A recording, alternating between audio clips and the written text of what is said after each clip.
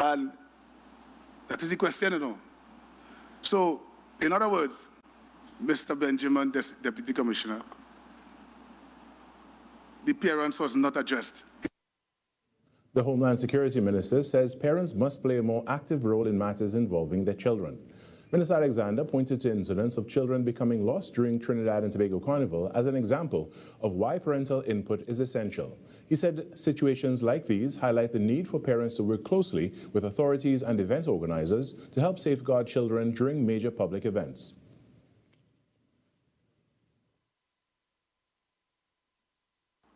The parents was not addressed in that question at all. So it was what the police doing. So what about the parents? What did the parents do or didn't do? I guess that is not important. I guess the important is what strategy you have. So when they stray from their parents, you can find them and safely return them. I guess that's the conversation. No guidance from the parents. The minister suggested that parents' involvement is critical to ensuring better outcomes and stronger support systems for young people. Minister Alexander made his comments as he addressed his ministry's seminar on vulnerable youth on Thursday. As the dry season intensifies, the risk of bushfires, the Trinidad and Tobago Fire Service is urging the public to exercise greater caution. Fire Sub-Officer Jude Rogers warns that figures recorded so far this year are already a cause for concern. With more than 400 bushfires recorded already this year, Fire Sub-Officer Jude Rogers is highlighting a troubling trend, noting that the vast majority of fires in the bush are caused by human activity. For the first 2 months of January and February of this year, we're well over 400 fires that we've responded to. And I dare say we probably responded to more because a lot of the fires that we deal with is just one after the next. And a lot of the fires, we're not able to get to every single one. This alarming statistic underscores the preventable nature of these fires, which continue to put both lives and the environment at risk. The human impact or the human interaction with the flora and fauna and with land and property has been the #1 cause of fires in Trinidad and Tobago. And I'm talking about whether it's casual flicking of a cigarette butt out of your window, the throwing out of a bottle as you drive along the nation's highway, littering of glass and all of these things which magnify the sun's reflection, causes heat to build up and it can cause fires to start. Mr. Rogers noted that these fires continue to place a strain on the response to other emergencies across the country. He also reminded the public that permits for private bush burning must be obtained from the fire service at a cost of TT $10, warning that failure to do so could result in a fine of up to $20,000. In some sport news now, Game 1 of the Big Four playoffs in the National Basketball Club Championship First Division is set to begin this evening with a doubleheader at the Southern Regional Indoor Sport Arena in Pleasantville. In the 7 p.m. match, we'll see the third-place seeded team, the Trinidad and Tobago Police Service, take on second-place Elite. In the second match, guarded for an 8:30 p.m. tip-off time, we'll see first-seeded Leeds Maloney Pacers take on fourth-place Straker Nets. Both matches will be conducted in a best-of-3 series format, with the winners advancing to the finals. And that's what's making the news this morning. But joining us right now is Vermala Balkaran, the host of Trinidad and Tobago Today. Good morning, Vermala. Good morning, Carrie. How are you today? I'm great. Happy Friday. Happy Friday. The weekend is finally just around the corner, and I cannot be happy about that. Oh, can I, there's always, it's nice to have that 2 days to just like ease off, get things you want to get done, things around the house if you have chores, which it is. That was TTT News on Talk City 91.1 FM. Your news, anytime, anywhere. TTT News brings you the facts that matter most, on air and online. TTT News, nightly at 7. TTT News, committed, accurate, relevant.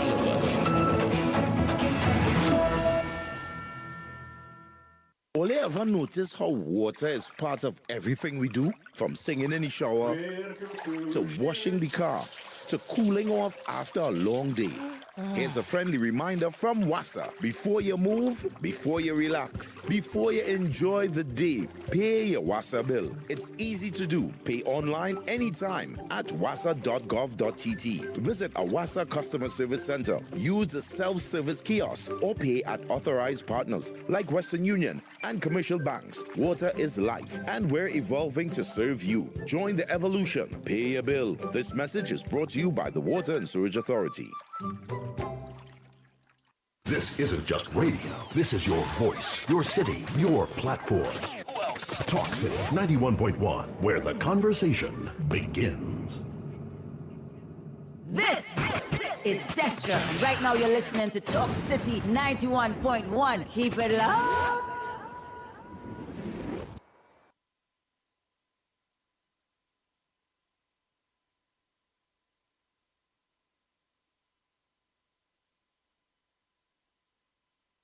Your news, anytime, anywhere. TTT News brings you the facts that matter most, on air and online. TTT News, nightly at 7.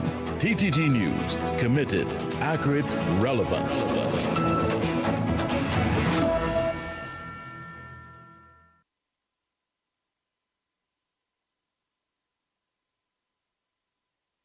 Talk City 91.1. Thought-provoking conversations, bold perspectives, voices you trust.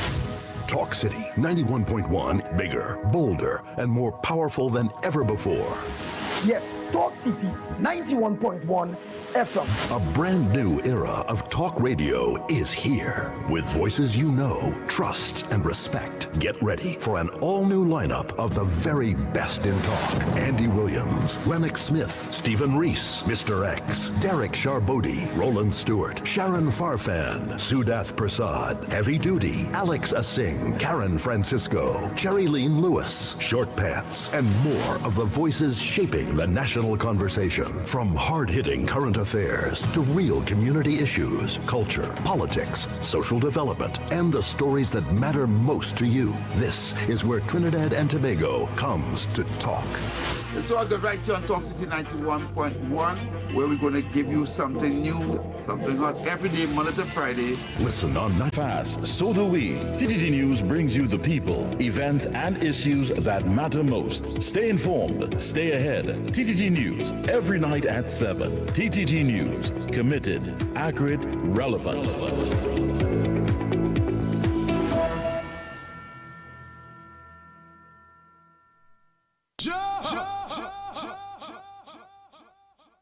This is Destra, and you're listening to the Ground Report on Talk City. Keep it locked. 6 a.m. to 9 a.m. Join Andy Williams and Lennox Smith, the Ground Report team, as they rip apart the lies, half-truth, and misinformation that the mainstream media never discuss. The Ground Report. Hard-hitting, informative, undiluted, uncompromising, and unfiltered. Monday to Friday. Get the raw facts before making any life-changing decisions. Only on The Ground Report.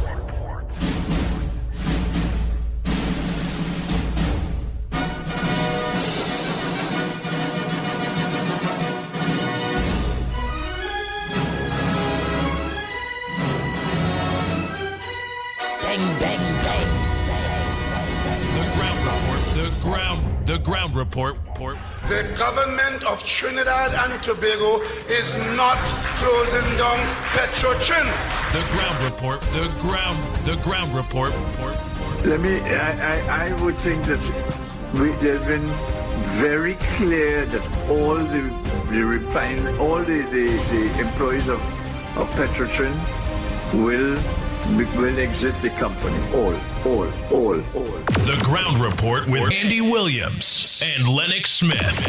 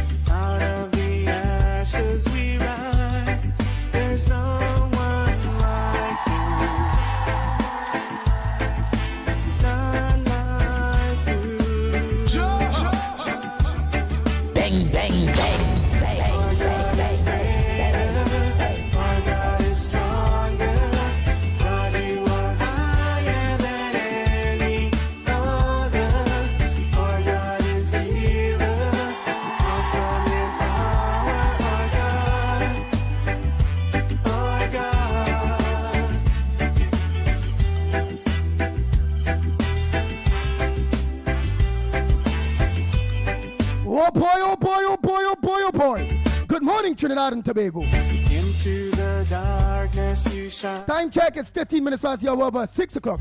And you're listening to the Ground Report. Yours truly, the Pitbull of radio, in studio. Not forgetting Director Snipes, the big word man, Lennox Smith.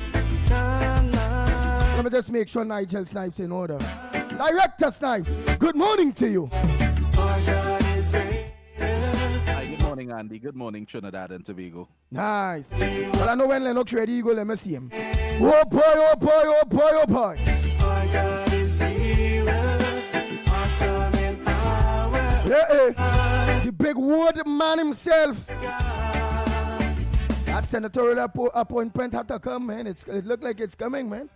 So we're looking there, man. Senator.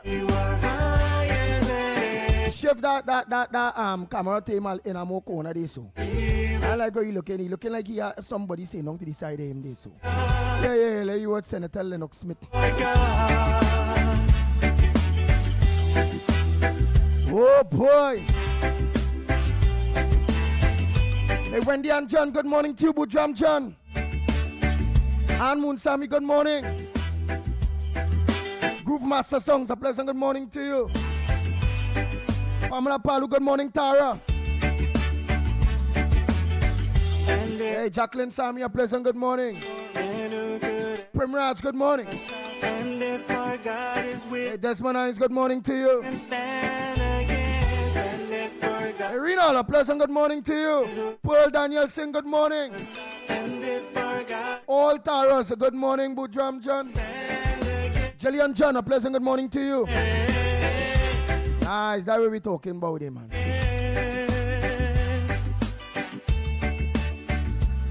Matilda Rhodes, good morning. And Maria Amin, a pleasant good morning to you.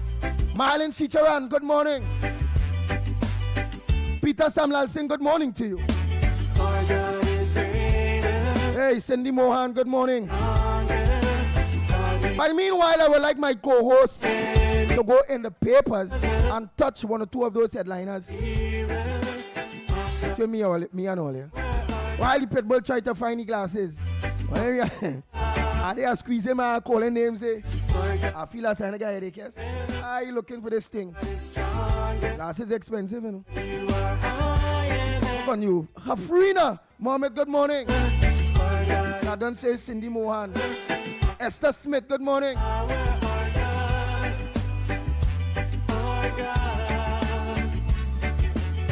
Nadia, good morning.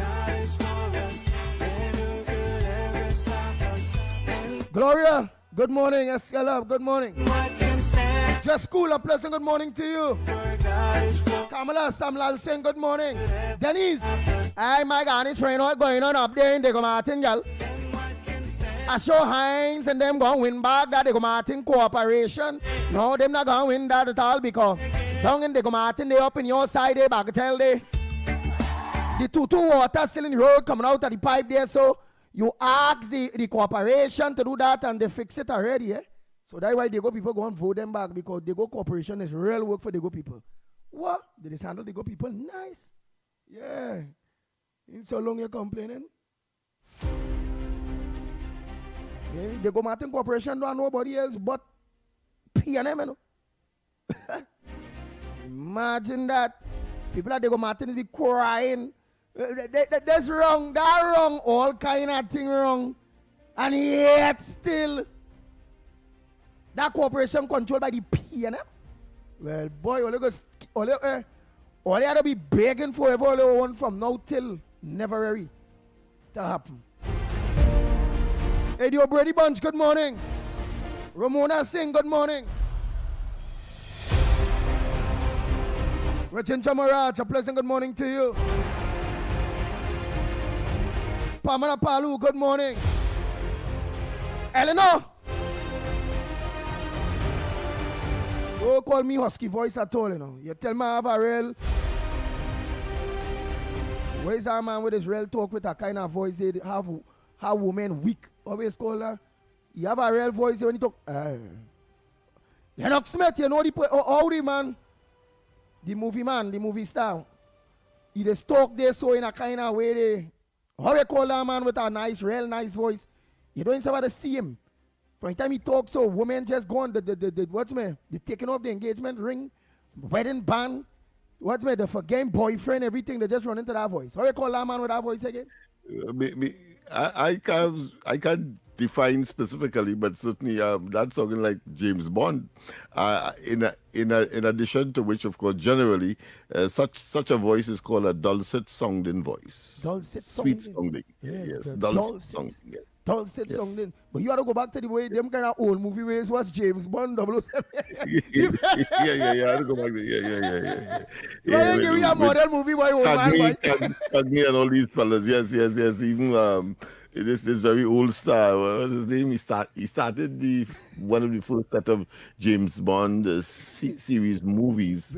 Roger Moore. Roger Moore. Yes, that's the guy. Yeah. You will know them names. Well, just now you're going to tell me about them big Western and them too. What was one of them big Western back in your time? Oh, yeah, of course. I mean, my good friend who I missed, profusely, John Wayne? But passed on. Yeah, John Wayne and others, but just want to make sure that we put things in perspective. Mr. Aruka, he would every night will give me a movie to watch. But of course, I stopped asking him for movies when he was only giving me black and white movies.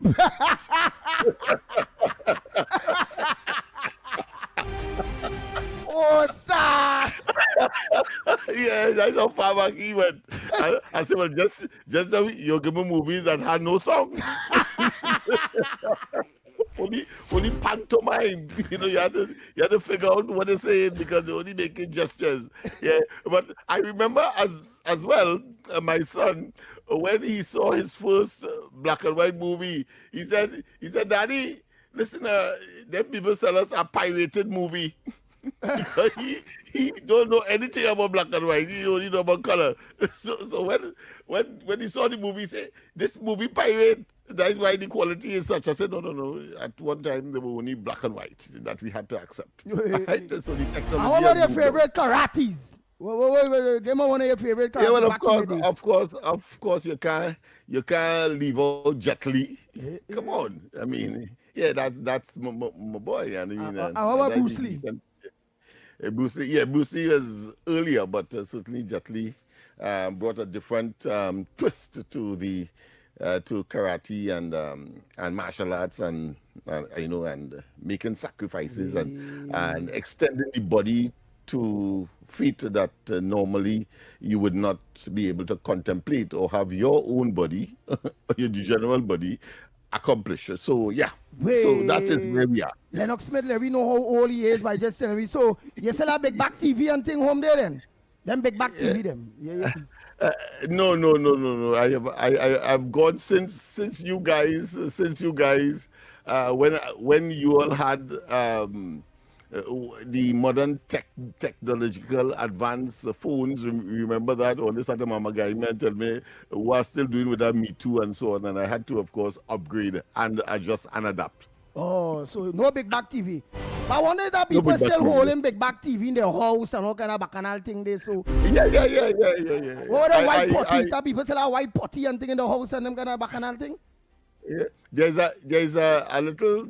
It seemed to be defunct now, but still provided to the public at the corner of Queen and Nelson Street. If you go there, there's an old pharmacy was there, but the proprietor now, he shows to the public on a provide that service on a big back TV, as you would say, them camelback type movie. Televisions, yeah, old time television. He still, I mean, it's scratchy. The quality of the film, you can hardly make it out, etc. Sometimes when you think something is green, it's really blue, and all of that. But it appears that he has a customer base who, of course, will come there lime and talk and so on and watch even major football episodes and tournaments and cricket. So I was wondering, well, I ain't doing that far less for people in this modern times who would, of course, tolerate that level of poor quality. But to each his own. Let me put it that way. Oh boy. Well, so remember, you have gotten, of course, a brief history as to where television came from and some of the stars of yesteryears. Go ahead, my friend. Right. Somebody said the actor name is Earl James Jones. Right, with the smooth voice, but all in all, you said the name of as a real attractive smooth voice person, you give it a name. What is that name? Roger Because dulcet sounding, dulcet sweet sounding, dulcet sweet sounding. Yeah. Them kids and them learn something this morning. Yeah. Even Yes, big people learn something this morning. So we know for sure my voice is a husky voice, and them kind of nice voices be dulcet smooth sounding. Okay. Yes, that's right. Smooth sounding. Yes. Smooth sounding. Nice. So now we're putting all focus. Pleasing to the ear. DULCET. Dulcet. Well, that means Jim Jones had that kind of voice because he make people kill himself. So that means Hitler and all he make the whole of Germany believe in him and they fight a war. However, so all of them that kill millions of people, them are them kind of voice and dulcet. Well, there's a difference between the voice itself and charisma or being charismatic, because of course you can have a ugly voice like Hitler's. It can be. I don't think you could say that is a smooth, nice, acceptable, sweet to the ears voice.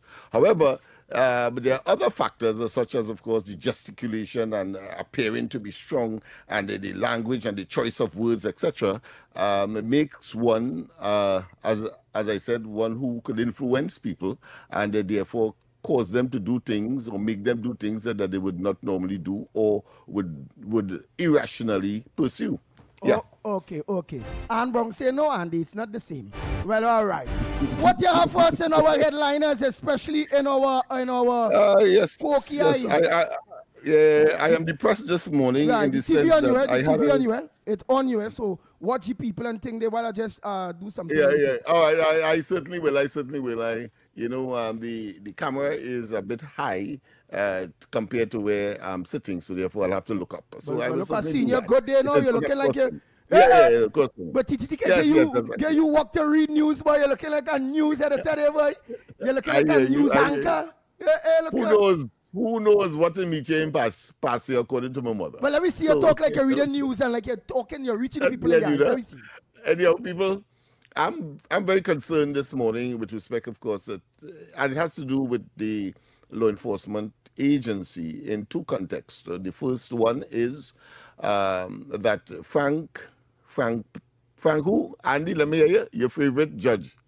Frank C. Prasad. C. Prasad, that's right, that's the man. Who, of course, decried the DPP, indicating that there's too much delay. 2 police officers were charged for the robbery of a Chinese couple somewhere in Kurup. And they had to take the DPP to court because of the delay in the prosecution or having them spend inordinate time in the criminal justice system. And Frank Prasad give the DPP a month in order to make adjustments. If not, he will dismiss the case. I suppose why he didn't say that, but that is the all obvious repercussions if, of course, the DPP did not come up with the evidence to begin the trial of these 2 men. And he said it is unjust. The DPP has a duty to act on a timely basis, and certainly all this time that has elapsed does not suggest that it is a serious DPP. So that is one aspect of it. But last night, I was called by someone who I was assisting in terms of her son. So it's a she, yes, and it has no relationship with anything else but someone who I would assist as I would normally do anyone, whether it's male or female. So let me get that clear. But I had to go to the Belmont police station around 11 o'clock, 11:30 thereabout, to collect someone that was the son of that person who was kept in custody since last week Tuesday, and they just called and released him. And why he was detained or was in custody, and of course being treated as a normal criminal would be, as in a cell, etc. You had to carry clothes for him, food for him, etc. Because the food that is provided is sometimes questionable. Let me put it that way. I don't want to use any aspersion that would cause any reduction in the provision of food items to persons who are in custody. But the fact is that here it is under the SOE. That is where I'm going. Under the SOE, that exercise and that subjection of this young man took place. And of course, every time inquiries would have been made, is either the information is scarce. I'm talking about since last week, Tuesday. So that's over what? Just over nine days or so. And not only that the responses to those who are supposed to be taking care of these persons that would have been there under suspicion of something, and in this case it was association with gang, because the constant refrain was that he was held there by the anti-gang squad, if you want to call it that, and he remained there, and he had his work would have been in jeopardy if again another intervention was not made.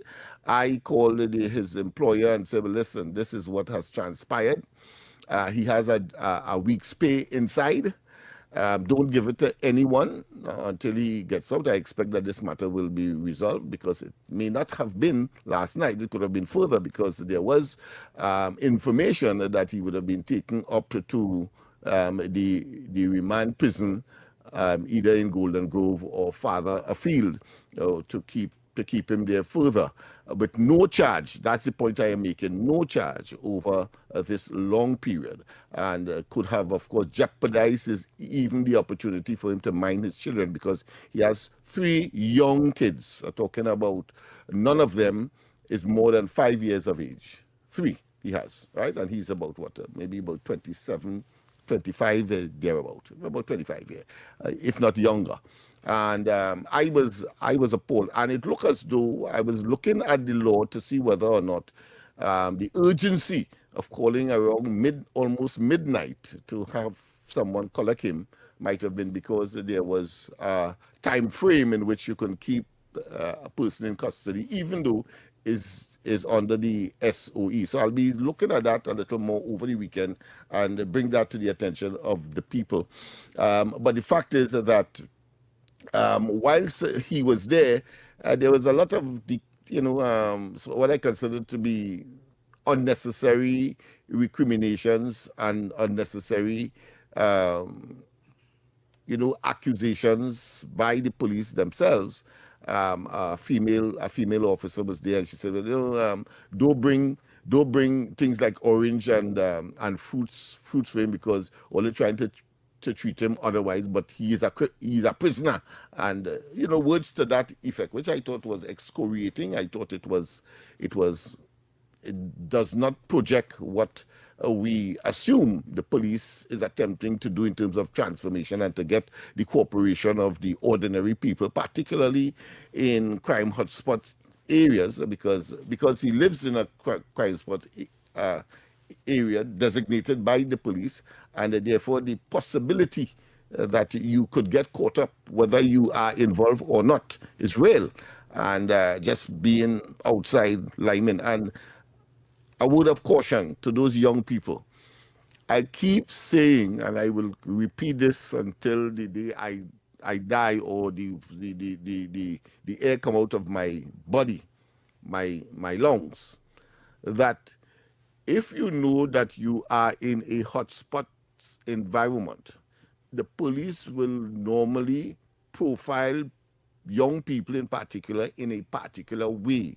The way you dress, the way your hair is groomed, the company that you would have kept, all of that are crucial to making certain that at least you are bypassed and not seen as what the profile. And you can't vex with the police, because if those are the kinds of individuals that they have to encounter in terms of criminal behavior, conduct, gang affiliation and gang warfare, etc., then you are going to be targeted.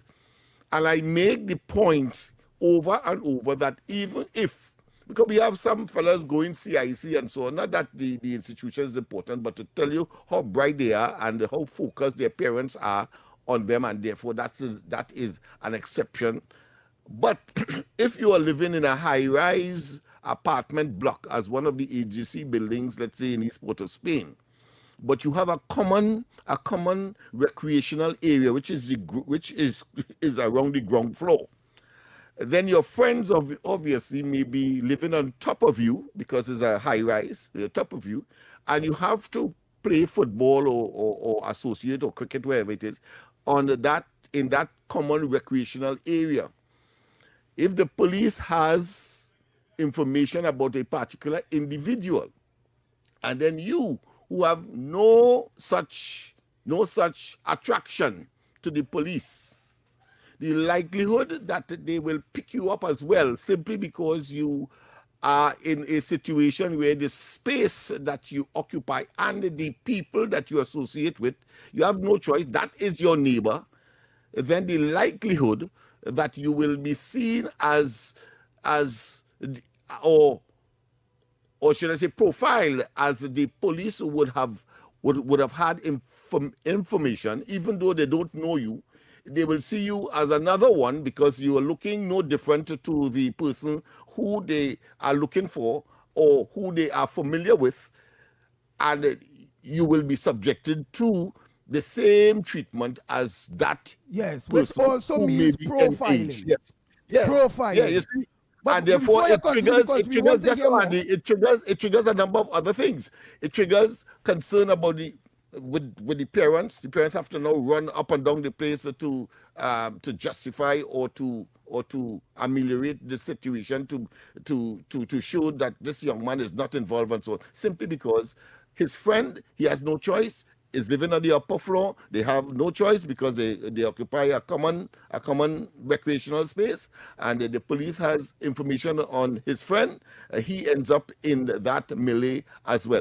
On the other hand, I'm saying police also have the duty and responsibility to be more discerning, do a thorough investigation. Go ahead. Yeah, but profiling is profiling any day. If you're chopping and you want to wear the white vest and the this and the that, and you want to look like a criminal and be part of your partners and them and wherever, whether you're not involved or not, you'll just get picked. That is all, you get picked out. It is what it is. Let me go for the quick break and come back. When we come back, more right here on the Ground Report. We'll be back. When we come back, the lines are open.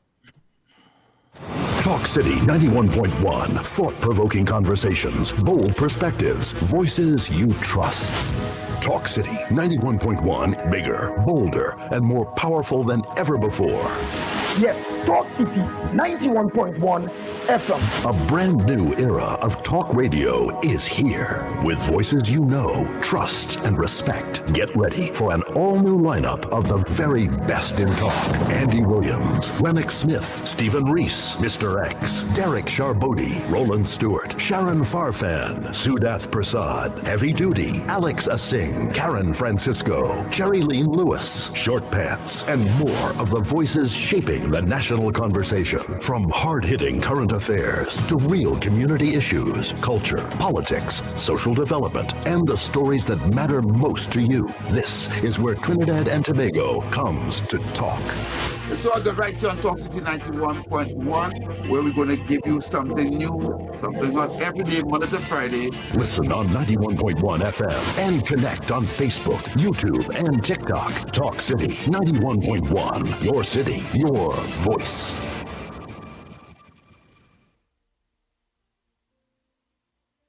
All you ever notice how water is part of everything we do? From singing in the shower, to washing the car, to cooling off after a long day. Here's a friendly reminder from Wassa. Before you move, before you relax, before you enjoy the day, pay your Wassa bill. It's easy to do. Pay online anytime at wassa.gov.tt. Visit a Wassa customer service center. Use the self-service kiosk or pay at authorized partners like Western Union and commercial banks. Water is life, and we're evolving to serve you. Join the evolution. Pay your bill. This message is brought to you by the Water and Sewage Authority. This is Destra. And right now you're listening to Talk City 91.1. Keep it locked.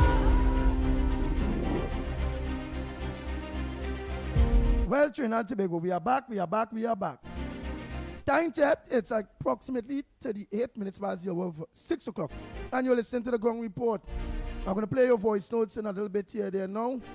Maybe just let Lennox wrap up on the profiling. And there's, besides the profiling aspect, you give you a touch of exactly what is the headliners in the Koki papers and them this morning? Yes, indeed, of course. So that is something that I'm obligated to. But the fact of the matter is that in addition to what I've just said earlier, there is a responsibility of the parents and or the guardians of these young people. It is not sufficient to say that I make the child, but I make the mind. You make the mind, and you have to also shape the mind as well as they engage in the sociological aspect of their biological existence. Let me repeat that. As they engage in the sociological aspect of their biological existence. Biological meaning that they're human beings, of course, but they have to engage. The human beings are gregarious animals. They live in group.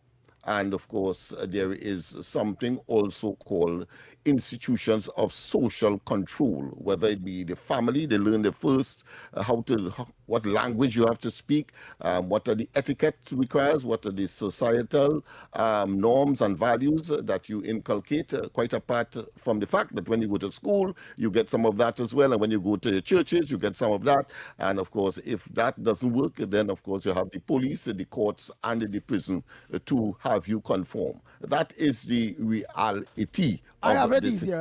I could explain it even easier than you did. Easier than you. Go ahead. People that have cats. People that have dogs. People that have parrot. I see people train down to a goat. Go in the corner there and the goat listening. Sit. I say, but what is this boy? A goat. And if people that have animals, and we are part of the animal kingdom, but we are the higher echelons of it all.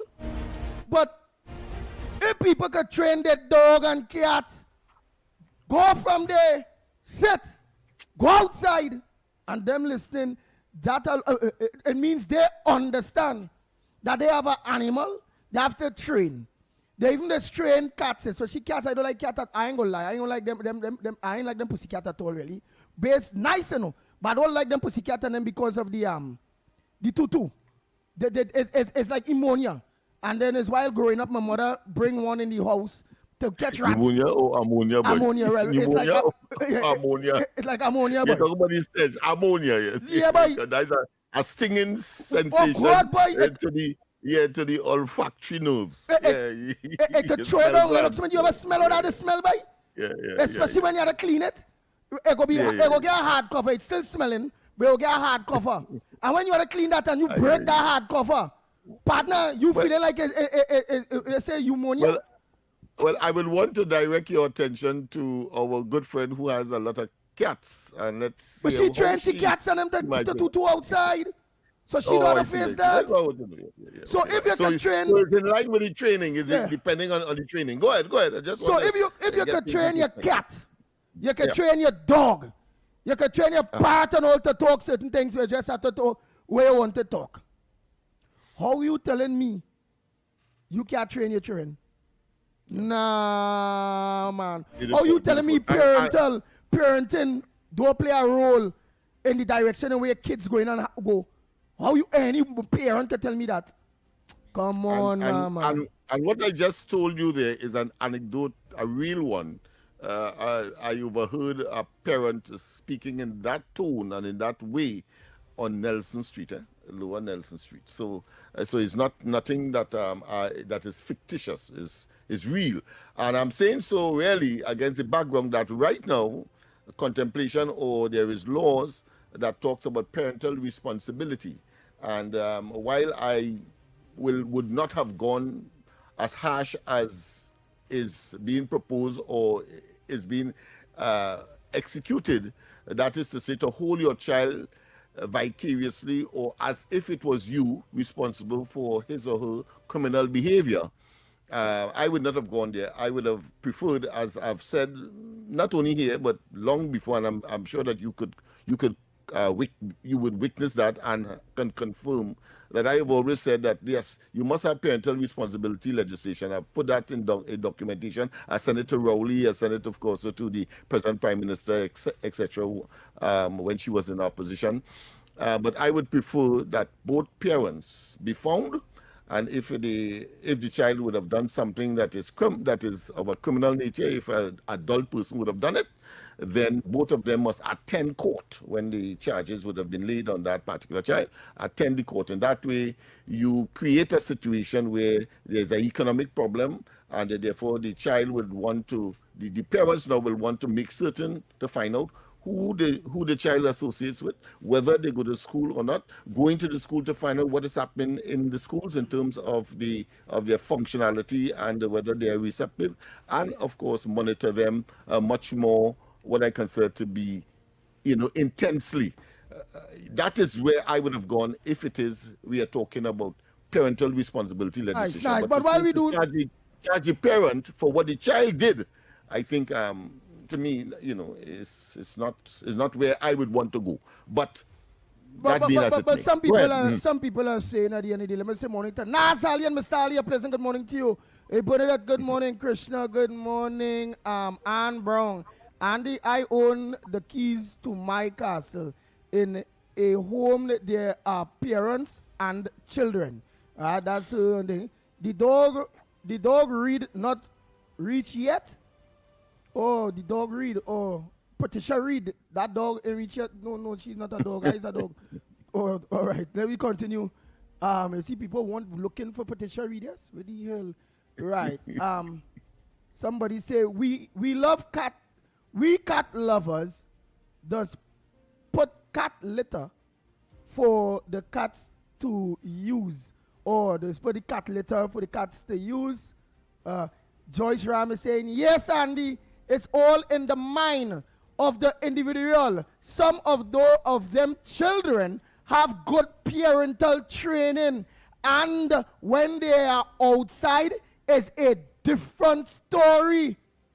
Well, all of we who grow up with children and them get good parental training, we train them to be outside too. They be outside too. So it's based on that training, you still get them because they will be outside either or. It's you cannot prevent peer pressure. Exactly. There's something called peer pressure. There's something called associations. But your child must be strong enough, as I would tell because you grew up to that. You are a leader. There's no need to follow, particularly where you know that what you are being exposed to by your peers is not right. It is wrong, and therefore you must be individual. You must be individual in your thoughts and say no and find ways to resist that. Nobody can make you do what you know is wrong and you don't want to do. Right. She out there in St. Lucia is saying, Andy, you must have cat litter in your house.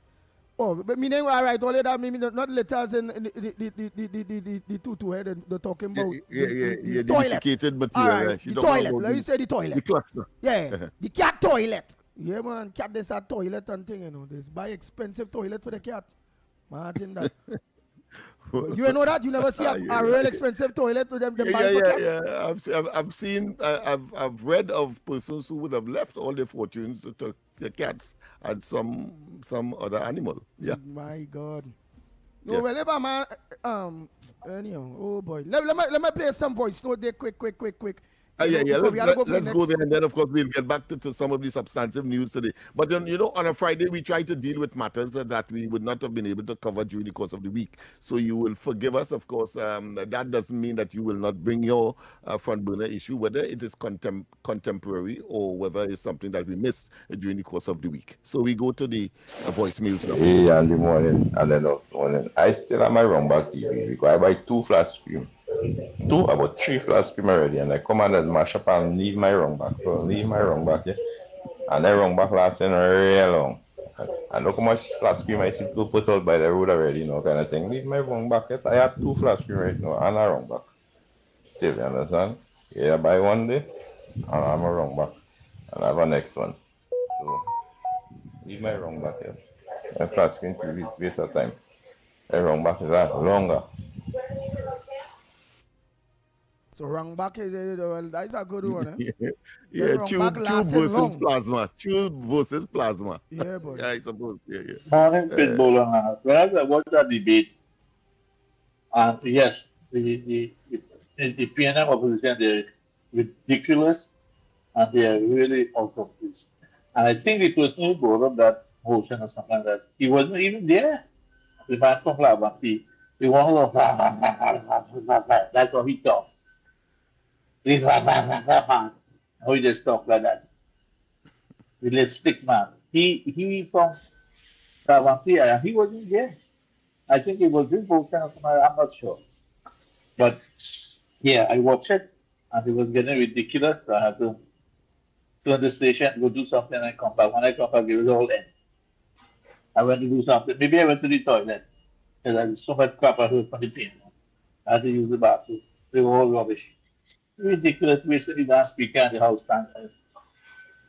I mean, there's pain are ridiculous. They have nothing to do. They already don't stay on the kitchen. Listen. Morning, Andy. Morning, Gong reporters. Morning, TNT. Morning, Tobago. Morning, outsiders. Those are them first world countries. And them all who does listen to me, Andy, say all who does listen to me all from China, Japan. Good morning to you all. Hey, Andy. I hear you just now, but at the end of the day, we try to say we can't buy a white vest and porn by. So it's only criminals alone that's wear white vest. Because how you sound there? It's like you're telling me if I live in on Nelson Street in one of them plannings and them, and it have a certain group of people wearing a certain type of clothes, I mustn't wear, so I mustn't go in the store and buy a white vest upon because I'm going to be looking like a criminal or be a part of a criminal. Come on, man. A white vest and that clothing and nothing to do with it. You understand? Because them police are doing the investigation, they drive around on Mark Hunting and his people in the neighborhood that's talking. Some people that play like they don't know that, but that was gone. Trust what I'm saying. So I believe I would like to explain yourself a little more better when it concerning that white vest. Come on, if I feel to go and buy a white vest and porn, I don't mean to say I part of a criminal activity or I looks like a criminal. You're telling people what kind of clothes to wear. Right, and as you say, to explain it to you, I too, if I want to wear a white vest and wherever, and I buy my thing if I want to, if it go. But if I live in a various area, I just being very smart. And I know it has something called profiling. Just like how I go to school with some individuals, and when I pass down to check my mom, and I see them and they say, hey, let me get drop out the road. I just shut down my vehicle. I not giving them a drop. When I am not a criminal, I not a car thief, me not a gun runner, or none of them things, or selling weed and cocaine and them things. No. But I smart enough to understand. Although I am not involved in those things, steady rank, that I can be profiled. While going out the road, the criminal that looking for he in my car, they coming to shoot he, I gonna get shoot too. Police who looking for he, pull up on my car, and you know how the hand hot. Oh, like he go and pull that gun. Blah, blah, blah, blah, blah, blah, blah, blah, blah. I go in and get shoot too. The elements in my area that are known criminals, if they're wearing vests, white vests, black pants and slippers, and have a pouch in front of them, I not point on that, partner. If you want to and end up as statistics, that is you. Simple. I can't tell you what to wear. I can't tell nobody what to wear. I can't tell nobody what to do. All I can do is tell or teach an individual how to be smart. Because what? Because I could buy, I independent. You want to play with that with your life? You want to play that with game profile and having to have to go to court and there's to prove, well, you's not one of them? What is the logical thing to do? What I am saying or what you saying? Think about it. And any one of you all out there that I now explain and break it down, you all think about it. You choose to do what I say best don't do, especially if you live in various areas. That high profiling is going when it comes to police and criminal elements. That is when there's a bad boy and you're in trouble, it's not only police to be looking for, you know. Your own partner who used to line with you and drink with you, run woman with you, when he end up a boss there too, he looking for you too, you know. It's friend of me, you know. So, each and every one of you out there have a choice. Your parents, some of your parents may talk like how I talk. If you want to take my advice, take it. If you don't, well then we'll be hearing a story about your innocent, my child innocent, but he was moving with shooter. He was moving with Scarface. You know what I will say? He looked for that. He should know better.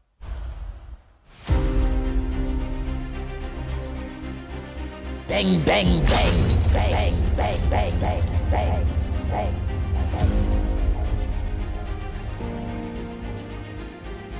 Let me just continue those voices. Go ahead, Lennox Smith. We have to go for a break, boy. But I could put my neck on a limb here. I think Teddy is just being devil's advocate. A man like him, he understands it well, I'm certain. But let's go for the break, and when we come back more, and we will further engage. Very, very interesting this last day of the week for the ground report on 91.1. Let's go for the break, and when we come back more.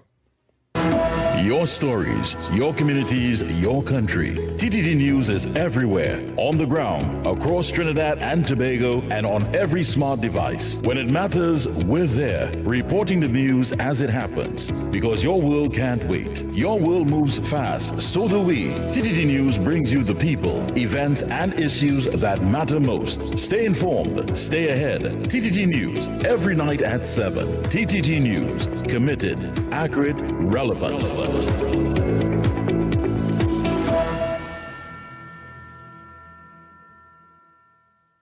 Inspired by actual events. Everybody has a fear of something, right? Well, so do I. This is Janine. Despite resolving an incident in the past, Janine developed the fear of late electricity bill payments. Current gonophobia is no joke. Sometimes I would even black out. It was horrible. I felt so afraid and powerless. Thankfully, Janine took charge of her life when she was encouraged to sign up for TNTech's free online e-bill service. E-billing is such a brilliant idea. Signing up was a breeze, thanks to that knowledgeable CSR. And now I have the power to pay my bill on time, fearlessly. Thanks, TNTech. Visit ttec.co.tt to sign up for e-billing today. TNTech, the power to make it work. She leads, she inspires, she makes history. This is Women Who Lead, a special International Women's Day feature on Talk City 91.1 FM. I don't wanna stop your shine, 'cause I love it when you shine. Yeah. Today on Women Who Lead, we spotlight Audrey Jeffers. Long before women held seats in Parliament in the significant numbers, Audrey Jeffers was already breaking barriers. A pioneering social worker and parliamentarian, Audrey Jeffers made history in 1936 when she became the first woman elected to the Legislative Council of Trinidad and Tobago. At a time when leadership spaces were overwhelmingly male, she stood firmly in advocacy for women, children, and the vulnerable. Jeffers was the founder of the Coterie of Social Workers, an organization dedicated to improving social social services and expanding opportunities for women's participation in public life. Through this platform, she championed education, housing, and welfare reform, laying groundwork for social development in Trinidad and Tobago. Her work extended beyond politics. As a trained social worker, she believed leadership meant service, and she used her influence to push for practical solutions to poverty and inequality. Audrey Jaffers did not simply enter history. She changed it. Her courage opened doors for generations of women in public service, proving that leadership begins with compassion, conviction, and the willingness to stand alone when necessary. Audrey Jaffers, a true woman who led.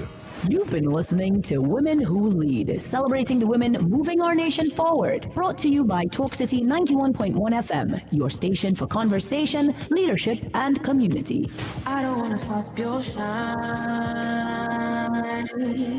'cause I love it when you shine. Yeah. This is Destra. Right now you're listening to Talk City 91.1. Keep it locked. Nice. So we have 2 minutes, Trinidad and Tobago. We are back. And I just want to hail out somebody that I now seeing for the first time. It's the first time I've seen the name. And that name is Andy. And the person of my name, Andy Rampasad.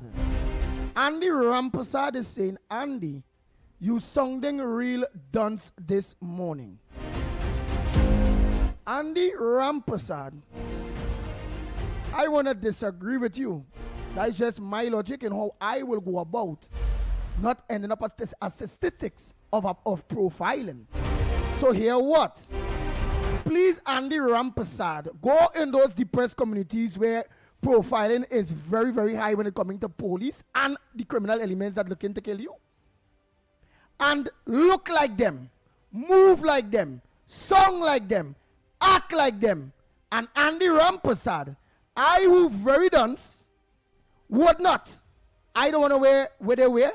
I don't want to be where they are. I don't want to line with them. I don't want them to take a drop with me, anything. You do all the opposite that this dunce as you as saying I am, decide that he not going to do because he don't want to end up at statistics of circumstances. Right? You do it and let's see where that will put you. Okay? Let's see. And then we will get to see who is dunce. The dunce person that you are calling dunce will be the one doing the urology for you. I'll make sure I bring Lennox Smith to choke you in your head for being so stupid. No, Andy. No, you have made a very poignant and delivered a poignant lesson there, and I trust that whosoever that person is and others take note because. Good morning. This is your TTT News Update. I'm Carrie Roberts, making the news at this time. Around 1,500 residents of the La Horquita Talparo constituency are expected to benefit from a new housing development. The project, which is slated to begin soon, was announced by the area's Member of Parliament, Philip Watts, who highlighted the positive impact it will have on the local community. There's a growing need for both housing and employment opportunities in the La Horquita Talparo constituency, and Member of Parliament Philip Watts says plans are already in motion to address those concerns. Speaking with TTT News, he revealed that hundreds of new homes will soon be constructed in the area.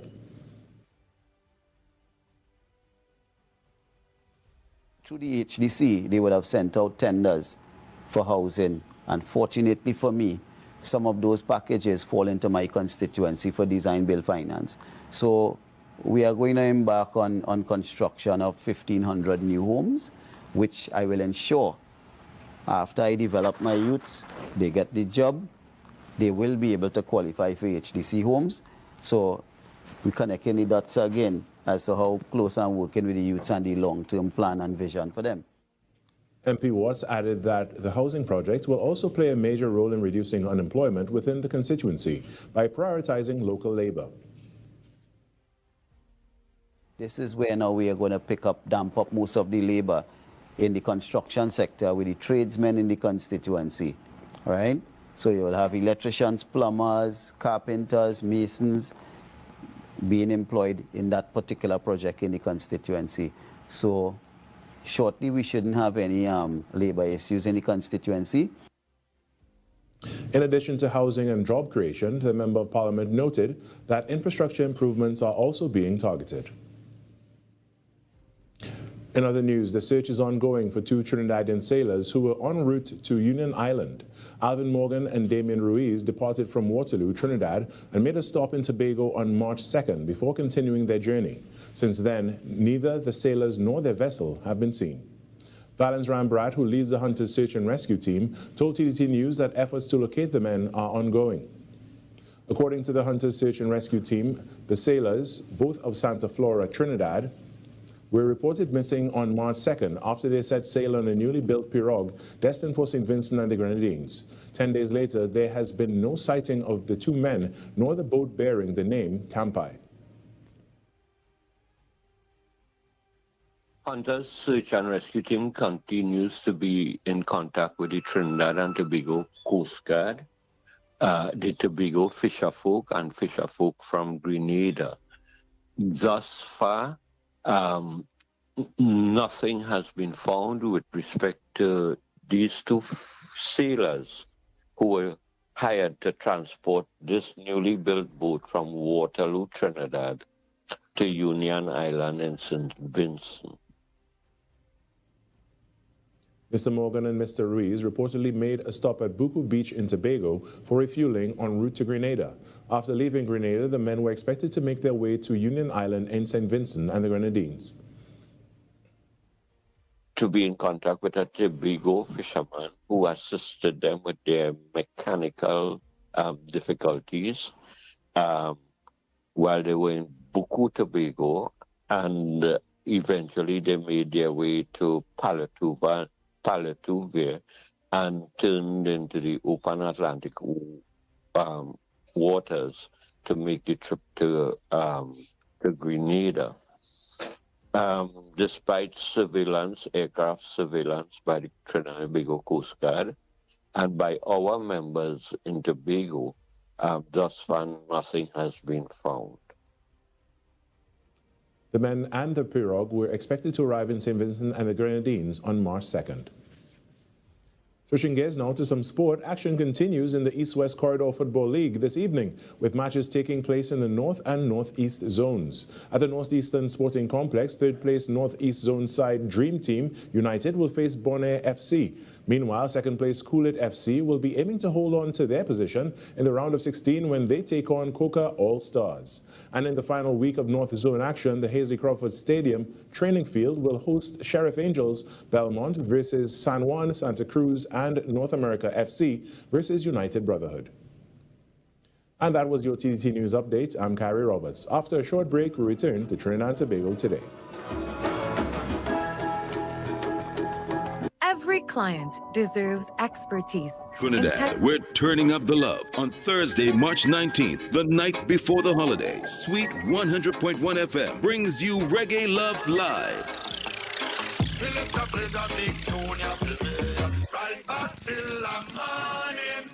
And we're taking over the lobby in South Trinidad for one unforgettable night. Enjoy big reggae anthems, sweet lovers rock, and so much more. Pure reggae vibes all night long. This is your midweek escape, your reason to step out and feel irie.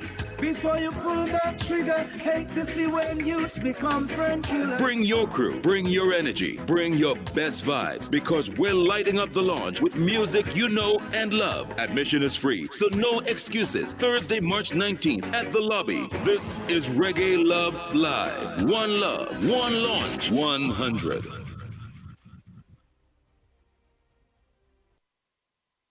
Talk City 91.1. Bigger, bolder, and more powerful than ever before. A brand new era of talk radio is here. This is Destra, and you're listening to the Ground Report on Talk City. Keep it locked. 6 a.m. to 9 a.m. Join Andy Williams and Lennox Smith, the Ground Report team, as they rip apart the lies, half-truth, and misinformation that the mainstream media never discuss. The Ground Report. Hard-hitting, informative, undiluted, uncompromising, and unfiltered. Monday to Friday. Get the raw facts before making any life-changing decisions. Only on The Ground Report. The Ground Report. The Ground Report. The government of Trinidad and Tobago is not closing down Petrotrin. The Ground Report. The Ground Report. I would think that there's been very clear that all the employees of Petrotrin will exit the company. All. The Ground Report with Andy Williams and Lennox Smith.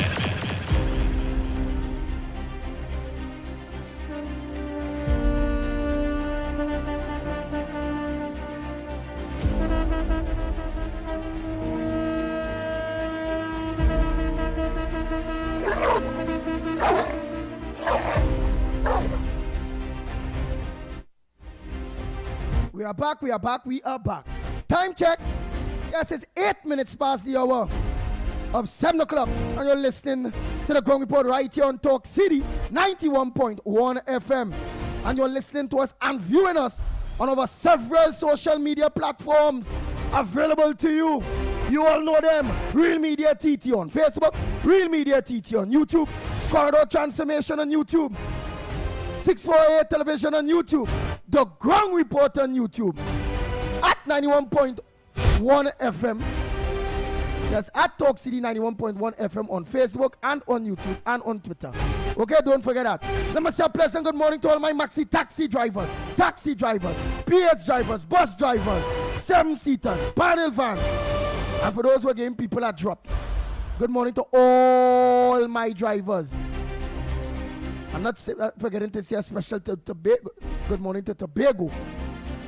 Our brothers and sisters in Tobago on the sister isle. Yes, our sister isle. Tobago. Good morning to you, to all my Tobago brothers and sisters. You always make good contributions, you know. All they don't want to pay them again, but Trinidad want it. I don't know what to say, boy. Trinidad, the different. I think they'll go with them again neither. Well, we'll see. Yeah. Anyway, let me say one quick happy birthday. Let me say one quick happy birthday to Kavita. That's AK Postman, RaviPostman.com daughter. Kavita birthday is today. Happy birthday from here as well. Yes. I know her very well. Yeah. Nice. A long time no see, girl. And that's coming from her grandmother, her grandpa, uncles and aunts, and niece and nephews. Yeah, happy birthday to you, okay. Kavita. May you live to see many more. Yes, indeed. Oh boy. You're on your birthday, father birthday close, boy. Nice. Lennox, anything before I play some voice notes here? Yes, I was making a point that you have given some serious instructions there for people to contemplate. It's not that you are naive, not that you are illogical. The fact is that is reality. For example, you don't go around these areas and expose your gold chain. And your gold watch. Let Andy go. You know what I mean? yes. You buy it at your chain, partner. I want to tell everybody, and of course, Snipes and you could testify to that. That is the fundamental reason why I don't wear anything goldish. I don't buy it because I may have to wear it, and if I don't, simply because I don't want to be attracted to. You see what I mean? And I'm making the point of what you are saying, that you have to adapt and adjust and understand the environment in which you live and exist, and therefore you have to be circumspect. That's all. I remember, and I could give you numerous experiences of my own. The one I would want to bring to the fore, because I saw the police officer some time ago and he was boasting that he made an arrest. But I saw a situation where two police officers, one senior, one junior, went into the makeshift business of a young man, and I thought I should make an intervention, so I stood my distance so they can't say that I interfered with their job. And then as he looked at me, the senior one, I said, you're looking drunk. But of course, I did it. My lips would have said so, and I said it over and over. And then, of course, he instructed the younger one to, of course, hold me, and they carted me down to Besson Street Police Station. And whilst there, I think there's several persons, including Stephen Young and others, and some other fellows who know me, they say, Dice Smith, you know. Well, one time everybody got into a frenzy and they made arrangements to get me out on my own bail and charge me and so on for something about disturbing the peace, when in fact I was talking directly to the police officer. Anyhow, the matter come and dismiss. But the point I'm making is that you could, because you are living there, because you are associated there by itself, makes you vulnerable to what I consider to be delinquent, and I'm being generous here because, I mean, you could be subjected to misprofiling as a consequence just because of your location. In other words, if I had stood up, let's say in Westmoreland, and said the same thing, none of them would have paid attention to me. But because of where, because the belief is that they will, anybody there don't have the capacity to pursue, whether it be false imprisonment, whether it be false arrest, etc. In other words, take legal action against them after the fact, because they believe that somehow they can do that because the people in these communities are either impoverished or do not have the time to pursue their legal rights, and so they can ride roughshod, the police that is, and law enforcement can ride roughshod in these communities. It's a very ticklish situation. So facts. So therefore, try to avoid as much as you can out of an abundance of caution. So you don't provide additional opportunity for profiling, so that you minimize the attractiveness that you will have for police officers and law enforcement. That's all I'm saying. Well, all right, but the only person I will like, don't take your advice, don't take my advice. I want Andy. Yes, I want, let me make sure I get your name. Hey, Mark Thomas, a pleasant good morning to you. I see like this look like a new name. So welcome to the Ground Report, Mark Thomas.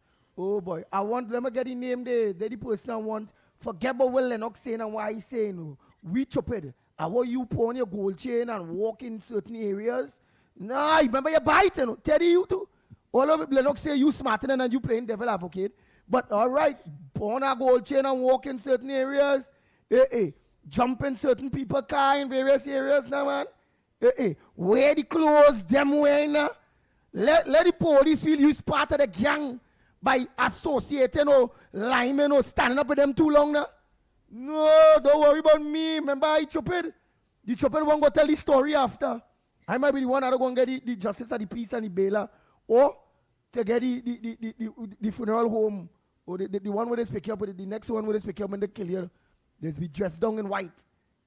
I think they have a name for them. They call them the body loader. Or, no, the underground man or something. Underground, the under earth or under.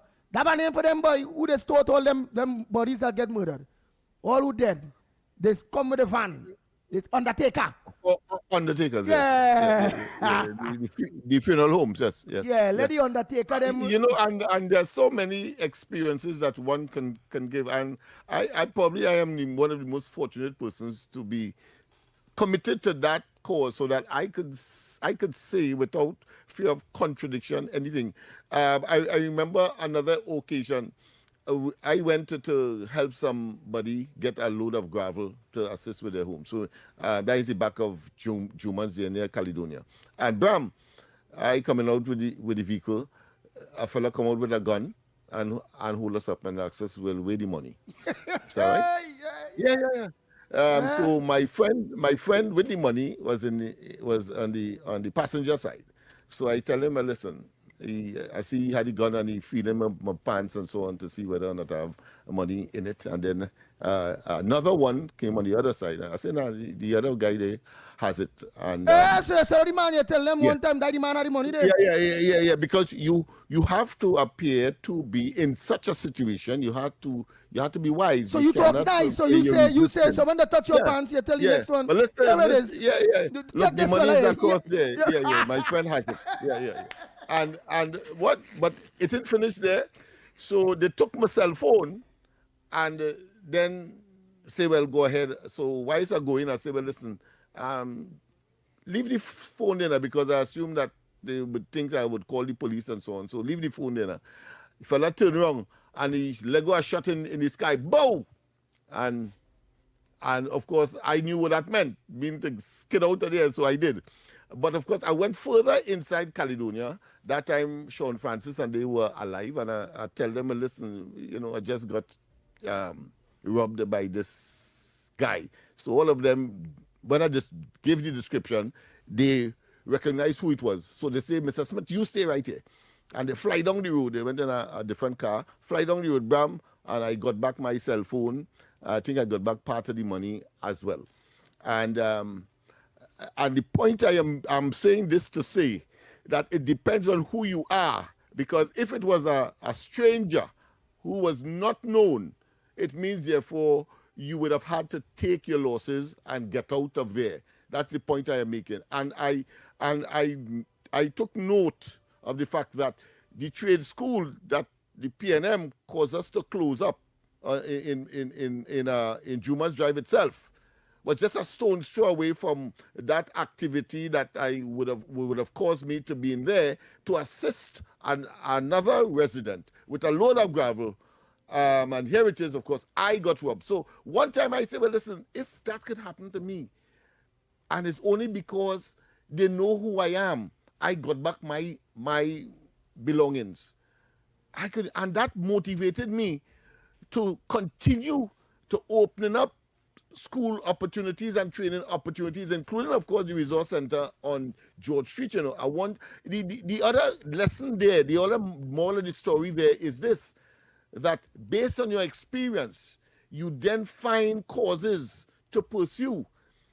And I only got away because of who I am. And I can give you numerous instances of because who Lennox Smith is. The police will, of course, take a different approach. But if it's not Lennox Smith and it's somebody else who, in the normal run of the mill scenario, they take you for 6. As I explained, I think yesterday or this morning, about the young man who was picked up under the SOE and just released last night, who I had to, facilitate in picking up and dropping him home. Oh, yeah. So to make a long story short, I understand that I had to learn the hard way while I was working at a gas station on what time it is, and I told you all about that. I working at a gas station. They come to rob the gas station in Diego Martin. Right? When they come to rob the gas station, the 2 men walk in. I was in the office. They inside with the woman named Ruth. She was the 4th person that had the pile now. But I didn't say nothing, and then they only asking me. Because they wasn't looking at the woman that had the money. And they pay in the mouth. They making sure they pay your mouth in case you're dumb. They get sign language. And they pay in the mouth good and saying, with the money. So you had to read the lips now. And I just trying to say, well, I don't pow slap. And they ask me again, with the money, and making sure to put your lips, the lips where you have to understand where they're coming from now. And intimidating. They have the facial expression is one that if you are not careful, that alone could kill you. Yeah, boy. But go ahead. And they said, with the money. I said, but pow slap again the pit bull get. Well, that time me not the pit bull. But I started study. Well, why I only getting slap? They ask again, with the money. The money, I know go and say, well, look, the money right there. Pow slap. I trying to say where the money is, who had the money. And I guess 7 slap. trying to tell the people, the criminal, the bandit, look, the woman, they had the money. It's when I realized they want me to talk it, just point. So I catch myself before I can get the 8 slap. What the money? I just do so with my finger and point. And me ain't get no slap, and then I see they said a beachy. Oh God. Well, when they said a beachy, both of them, I don't know if they find like, she stand up there and watch me getting all that slap. She knows she had the money, she could have just pull it out of her pocket. Well, when they start a beachy there, so I take off. Me never look back. I study if they go shoot me in my back while they're running. While I run, if they go shoot me in my back and all kind of thing. I didn't study that. I run from that gas station straight home. And all I know is he need bag on is, oh God! Pop, pop, oh God! Oh God! And the woman bawling, I get out it, I just punch she. And when licks start to share, because I say, well, boy, if the beating she so when they're done, they don't come back to me. Well, I take the chance, I take off. You understand? Say, it's hard to know. You're trying to go the boss. It depends on it depends on your interpretation of the extent of the danger, one, and the desperation of the perpetrators or the assailants. All of those are you are calculating in your mind at the same time. You know, what? But with me, I'm a very resistant person. So when they would have done that, all I think in one time, because they hold the young man in my case as well. So all I think in one time, well, how much money I go make by suing them and so on and so on. Because eventually when they get to know who I am, I think all hell break loose. And so said, so that. But the young man, he was with me.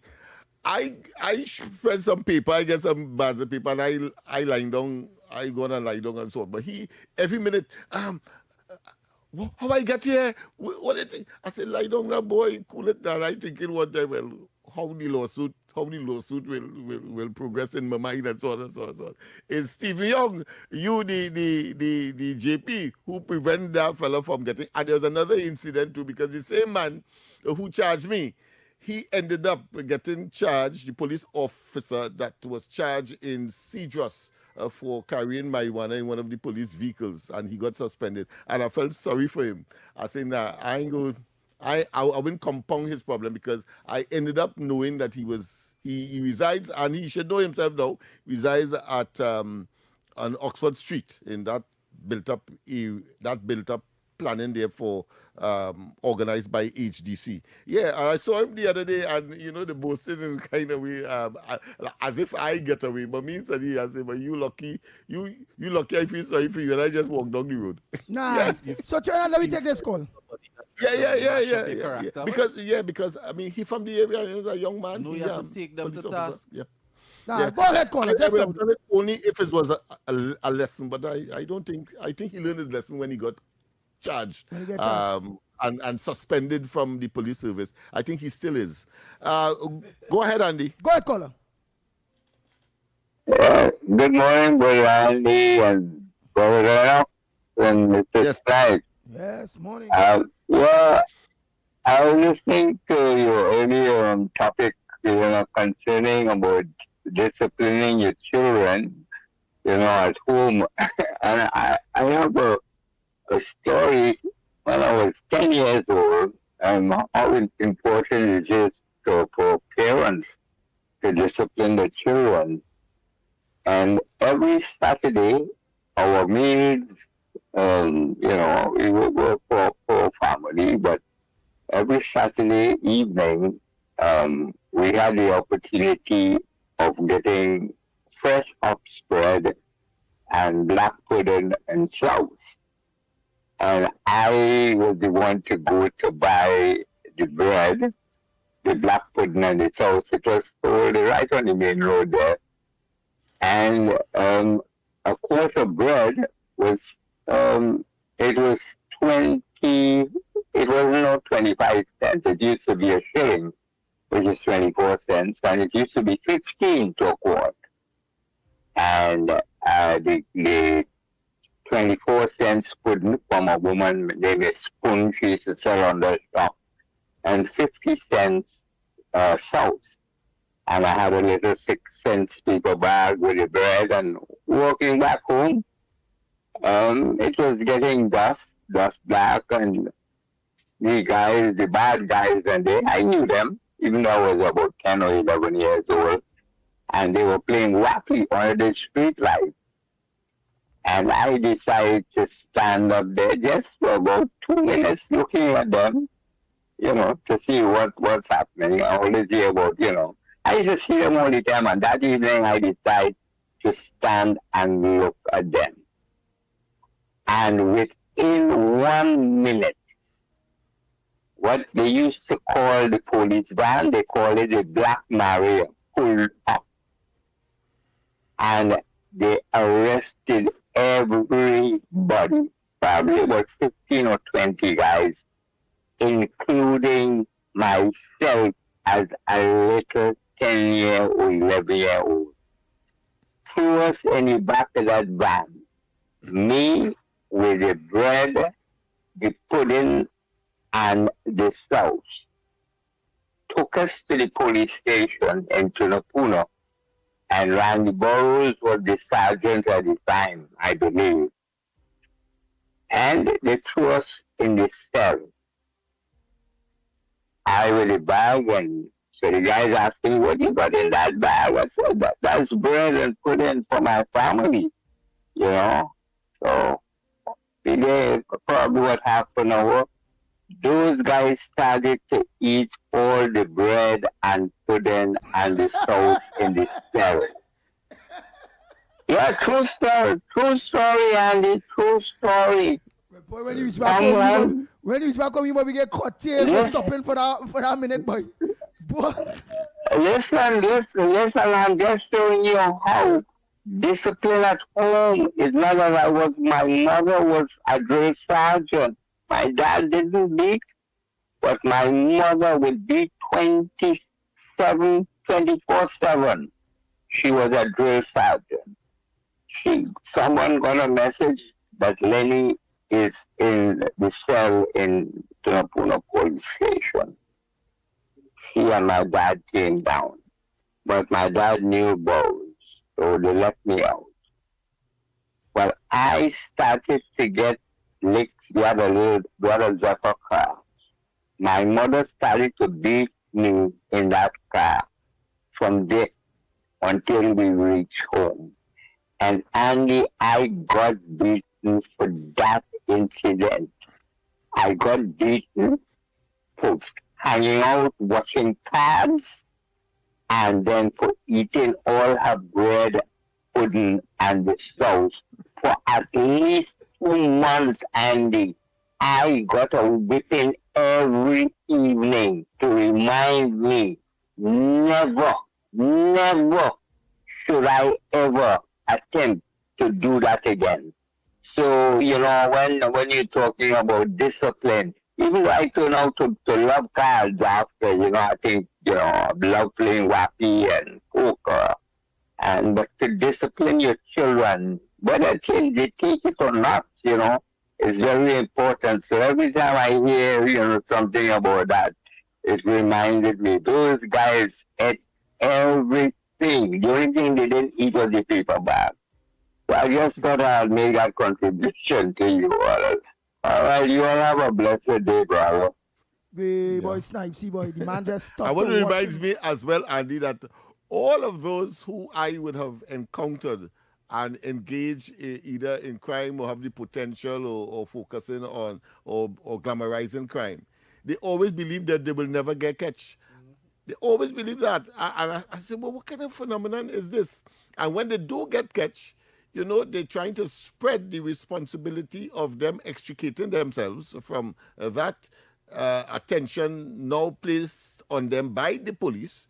They're trying to spread it all over the place. His family, his neighborhood, his friend, and so on, begging this, begging that one, and so on. Help me out now, this and that, and so on, even though from something that could have been prevented.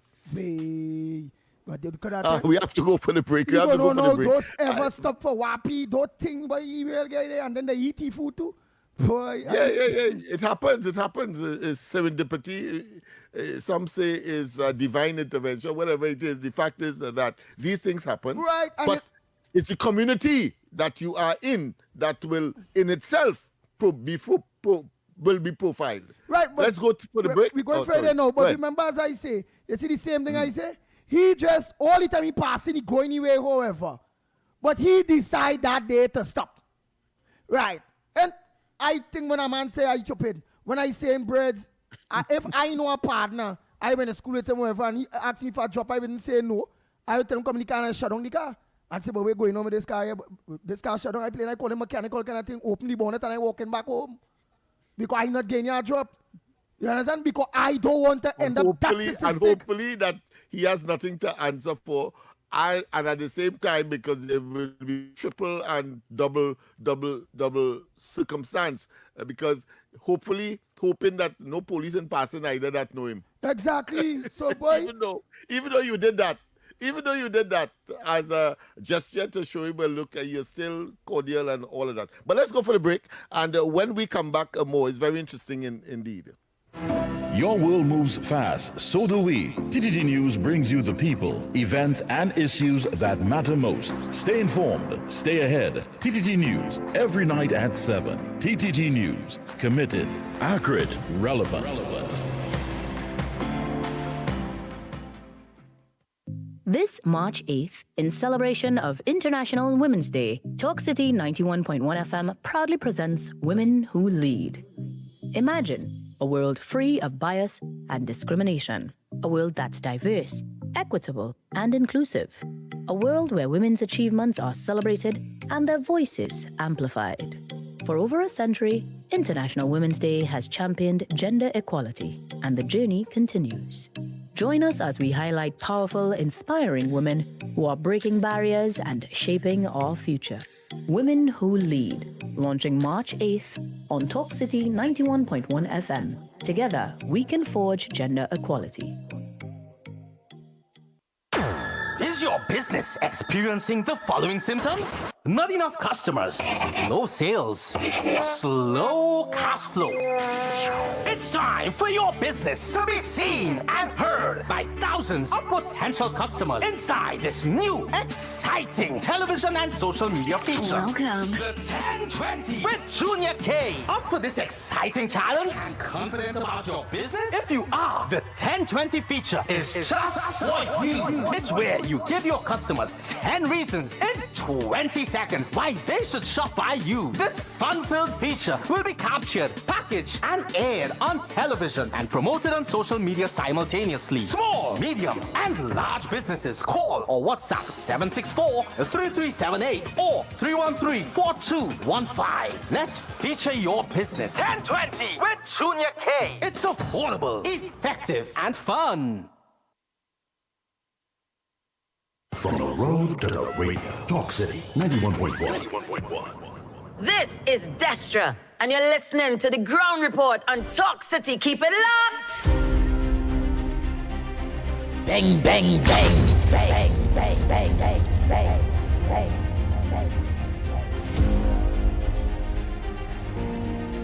We must make government work for the people rather than have the people work to keep a government in place. And that's so truth, and we always remember, despite of what, that we are the government. You are the government. It is what it is. Hey, let me say a pleasant good morning to Ban. You know how long I see Ban? Ban, where was?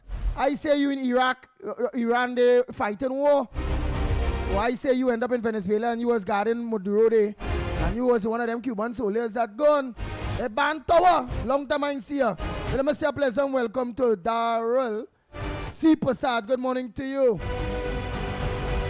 I stopped listening to Pierre. I was saying here, this is our first time I've seen him. I stopped listening to the PNM people talk a long time ago. They just give me headaches. Okay then. Michael George, I ain't see you a long time. Lucky Lal, well you always say. LP, where are they? Patricia Reed, there's our old trap. Just school, well, you lock on.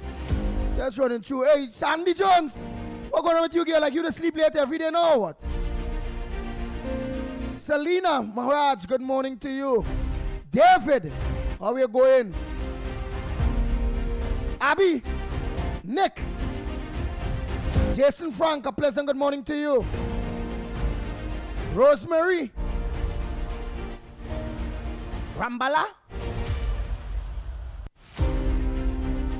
Ambalale, good morning to you, Rosemary Donna. All Donnas, Abigail, good morning.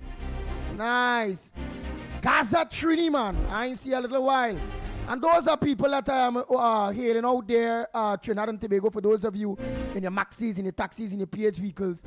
Those are the online bloggers that we have in their hundreds that use our various social media platforms, several of them. So when they leave the maxi or the home, whether they work or wherever, if they can't stand up in front of the radio or watch us on the TV, they can move with us over the phone now. So you all can get us on the phone, it's simple. On Real Media TT on Facebook, Real Media TT on YouTube. Corridor Transformation on YouTube. 648 Television on YouTube. You can also get us on The Ground Report, simple. The Ground Report on YouTube. You can also get us at Talk City 91.1 FM on Facebook and on YouTube and on Twitter. Yeah, it's simple. Talk City 919. And you're on one of them platforms here and you can get us, okay? Yes. So good morning to each and all you Ja Defender. That's the first time I'm seeing you. Ja Defender. But let me just remind the business community, potential, real and budding, that of course you advertise right here, because all of that is at your disposal. So therefore the reach is vast, the reach is massive. And therefore, your product or your service will certainly reach the audience or the target population that you like, whether you are niche or whether you are generic. But the fact is that members of the team will be, of course, reaching out to you. And, of course, you can call us as well, the same numbers that you have at your disposal to promote your product and to, in a real sense, we reciprocate or we live symbiotically, meaning that you get what you want, we get what we want, and everybody is happy. But you know what I love about that, what it is you're saying, Lennox? What I love about what you're saying, to my business people out there, what I want to do when they call is I want to give it a special touch, boy. A special ground report touch. No far that going and reach. So there is no other program, so don't even bother. When they want to advertise, make sure if they want that reach, it must start with the ground report. So get on. Whoever call, hey, we want to advertise on the ground report. Yeah. Call me. Next week we'll be having, of course, a blitz relating to that because we need you. And clearly, you would need us to make sure that your product gets to where it wants so that you can make the handsome profits that you anticipate your business potentially and real can make. There are two other items that we didn't touch that I thought we should briefly. That one with respect to the gentleman, the maxi taxi driver that ran down two or three licensing officers with a man jumping up to cuff them down and thing, but I say, what, boy? He was sent for psychological evaluation. So we know where that was going. You feel mad? But the man, he said, all play the fool. All right. But he was also charged. He was charged as well for assault. I think is a simple he net nobody. Matter, but he net nobody. He just jump around. He jump around like a boxer. Come. Let me cough you. I said, what boy? Remember, you can't have officials being so intimidated and not to take the heavy hand of the law to come down on such individuals. Yeah, but he touched nobody. Been sent for psychological evaluation. And he was charged, I think, for simple assault. He didn't touch nobody. All he was doing is grand charging. But he was making good grand charging. I know started to get frightened. I say, oh, God, boy. This man look like he go bust up windscreen. He go look like he go cuff them down. But assault also means that if the person believes that you have the capacity to do it, because it is about the mental part, you call mens rea as opposed to actus rea. So the actus rea is the action. But the mens rea, if you believe that he was really going to do what he says he would do, or the action suggests that put your mind in a particular frame, then the act would have been committed, and so he but boy, nowhere in the law books mention that a police officer or a license officer can take away a owner of a vehicle keys. You can't do that. But that's a different. No, but that is a different issue, as opposed to the substantive one that caused that is what making get that went viral. Yeah, because nobody saw when they take away the keys, but they saw that one, and the police to defend another institution that is part of the law enforcement mechanism of the country had to act, otherwise they would look soft. It's about power. But what I see now? I think that is what that is all about. What I see now? What I see? I do so. I go into the social media. I see this thing. I see the fella. Come. I say, what boy? Then I see him kick away something on the ground. What? I say, but what is this going on here, boy? Then I see him walk by the max. All right. Oh, then give me the key. You ain't give me the key. You ain't give me the key? All right. He run down by the maxi. Open. I see some kind of, I don't know if it's a wrench or a wheel spanner. When he think I see them. Yeah, this is a wheel spanner, yeah. I see them like somewhere. They're running the car. They run back in the van, boy. Bam! He open the door. He said, the fat one, like the fat license officer, like that the one most intimidated. That one only running. Boy, when they can't take it no more, he gone back. He said, all right, this time is trouble. Boy, the corners, the van. Steve. They made a hasty exit. The other one, of course, the other one is that 11-year-old who was supposed to be, was a student of Karini Hindu Primary School. You understand, there are two conflicting stories. She has died as a result of some injury. They say on the one hand, they say it was a result of bullying. Some child had pushed her against some sink and it created some kind of injury to her, so she had some pain and so on. And she visited several medical institutions, and eventually she died, I think, at Mount Hope Children's Hospital. But the other one is something that the authorities, both within and outside of the school, were pursuing. We are still to know which one of the different strands, because but two of them, palpably different. The other one is that she was sexually molested. Oh my gosh. And maybe that would have created some problems for the child. So we are waiting on the formal forensic investigations and the results of the autopsy, etc., in order to determine which one of these strains. So we are not casting any aspersions. We are just, of course, placing the information in the public domain. And at any rate, it's a very harrowing situation to have the life of such a young child lost in the circumstances that we have now described. Go ahead. Wow. And Monica Ramke soon is also saying you cannot take the keys and you cannot drag out a person from behind the wheel.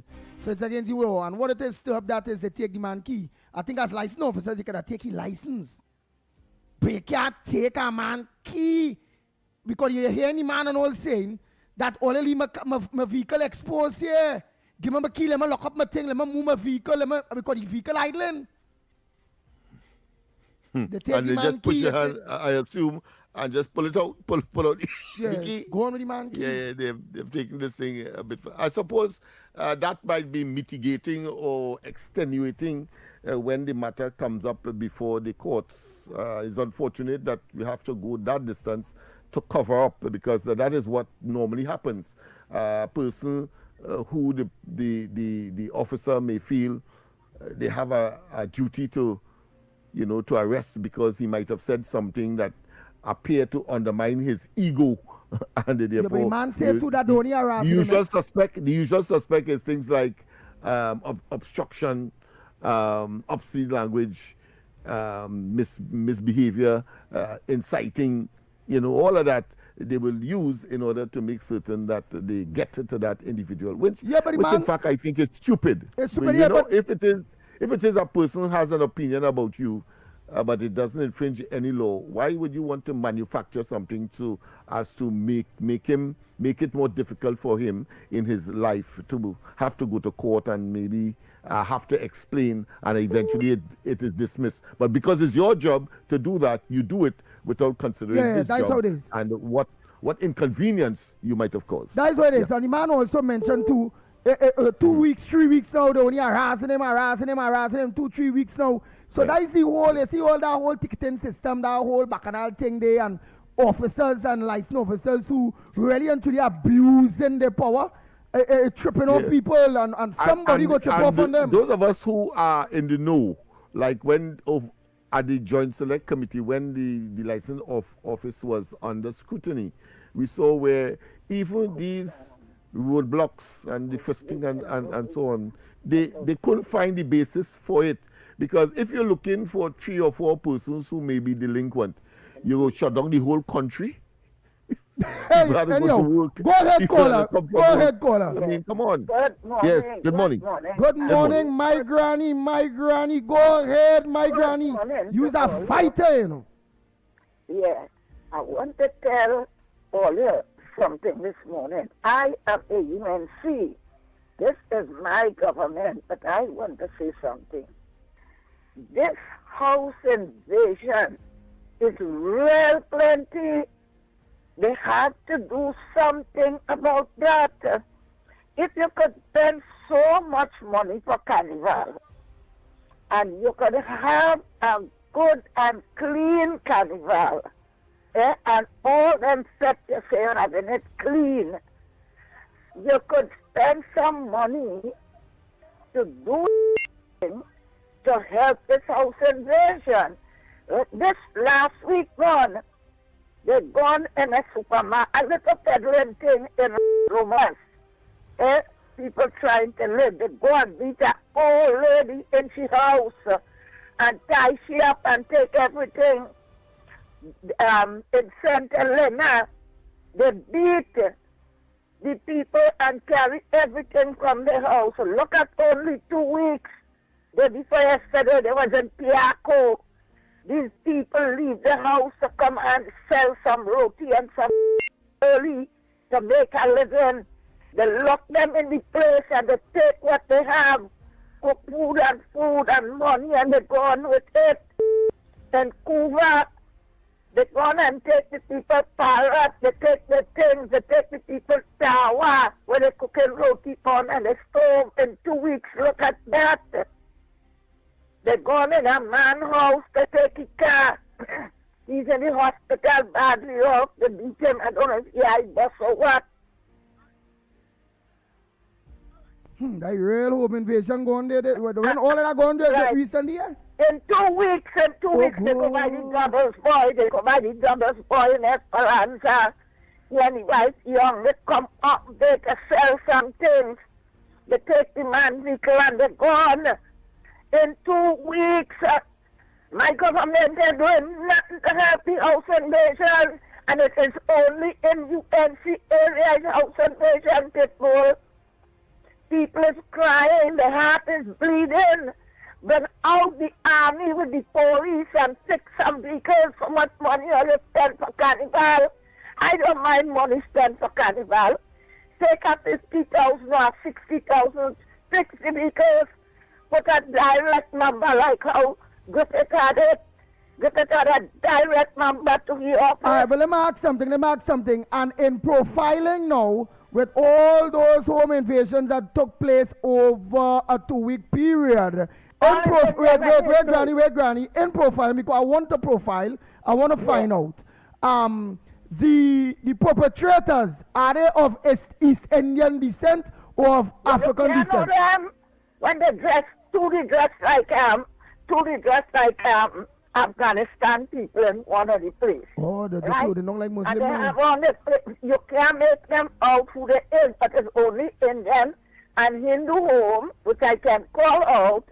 For you, if you come in Piaco, you go in St. Helena, you go in all into UNC area. But besides that, yeah, but with all that home invasion, everybody dressed up like Muslim, where you can't see what type of person. If it's East Indian or African? You can have the East Indian or African, but 4 going, 6 going. Of course, they coward. And they coward, they have to go by the 4 and 6. They're not going the gun they depend on. But the government have to have patrol on the road. All right. Lennox Smith, you being having a degree in criminology. Again, remember we don't know how it go, but in your normal common sense, what race you believe is doing those home invasions? Is it in a majority? I mean, let's face it, it's the African community that is so engaged, and I've said that before we came here and elsewhere, that I would not be surprised if the perpetrators coming from these East-West corridor communities, East Port of Spain, Laventille, and so on. I would not be surprised, and of course my prediction or my assertion did materialize when they eventually caught up with the vehicle that escaped in an Aranguez home invasion some time ago, and they found the vehicle somewhere on St. Joseph Road in East Port of Spain, Laventille, and of course the perpetrators themselves were from, of course, on the hill in Laventille. So and I have made it very, very, very clear. In fact, I have been moved to such a degree that when the home invasion law was being proposed, and of course it is now law, but when it was being proposed and the consultations were taking place, I had written to, and I still have intention of reminding them, to both former Attorney Generals, Anand Ramlogan and that of Mr. Mirage, to come into East Port of Spain at our resource center and lecture to the community there, because the perpetrators more likely will come from communities like these, and it's important, of course, to let them understand what is in store for them if they should continue that trajectory, that threat to human life, property, and of course that kind of invasion. Let me take this caller, but in everything between me and you, when it comes to those things, the shooting, the kidnappings, the home invasions and all them kind of things, that is African people in the majority. It have Indian doing it, but the majority is African people. When it comes to drinking Gramazone, and from a particular area as well. When it comes to geographic area. Yes, and when it comes to drinking Gramazone or Lanate and them kind of thing, falling in love and man, suicide, murder, murder, suicide, and them kind of and fight for property. And fight for property, that the Indian and them. In its majority. African doing the we have to go for a break before we go to the news. So let me go for that break. Caller. I forgot to break. Malcolm X. Go ahead. Hold on. We going to the break? Or take the call? I take the call. Take the call. Malcolm X, you got a reprieve. Take the call. Morning. Andy, I could call you back, no? You could call back? Because I go call back. The news is priority. All right, go for the break because we can still get 2 minutes to think before we get the news. Go ahead, Snipey. But Johnny, how come your house is twice the size of mine, but my bill is twice the cost of yours? Johnny, what's going on, boy? How your bill so low? How your bill so low? I'm conserving energy. I switch your LED at the stun of the AC, and I'm saving real money. It's our responsibility for a brighter TNT. Cut the waste and you would see. Why everybody asking me? They asking how you been so low? How you been so low? TN Tech, powering the nation into the next generation. Your news anytime, anywhere. Join us nightly at 7. TTT News. Committed, accurate, relevant. She leads, she inspires, she makes history. This is Women Who Lead, a special International Women's Day feature on Talk City 91.1 FM. I don't want to stop your shine, 'cause I love it when you shine.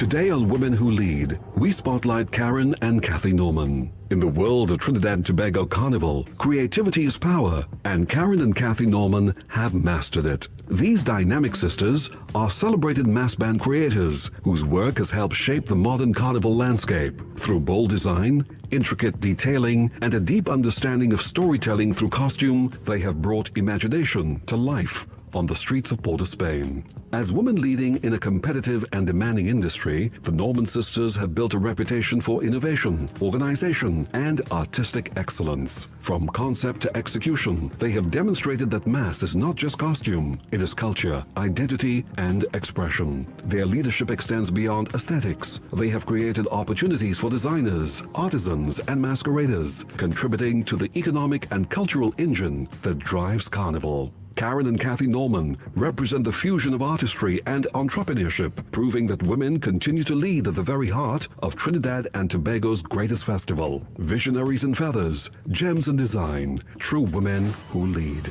You've been listening to Women Who Lead, celebrating the women moving our nation forward. Brought to you by Talk City 91.1 FM, your station for conversation, leadership, and community.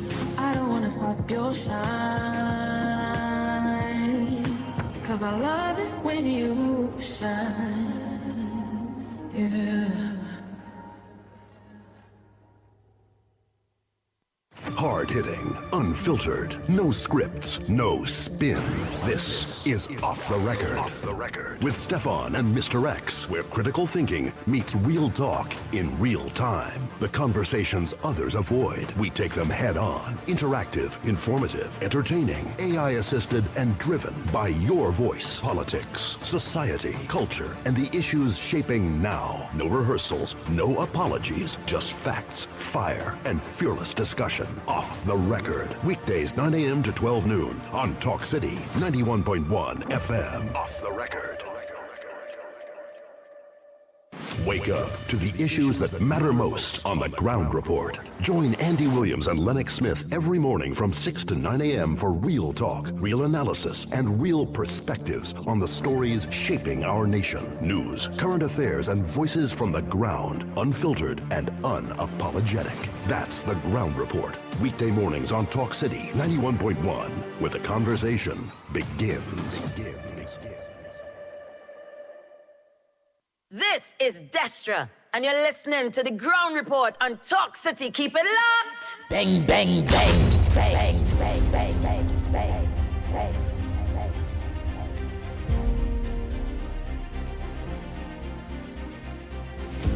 The Ground Report with Andy Williams and Lennox Smith.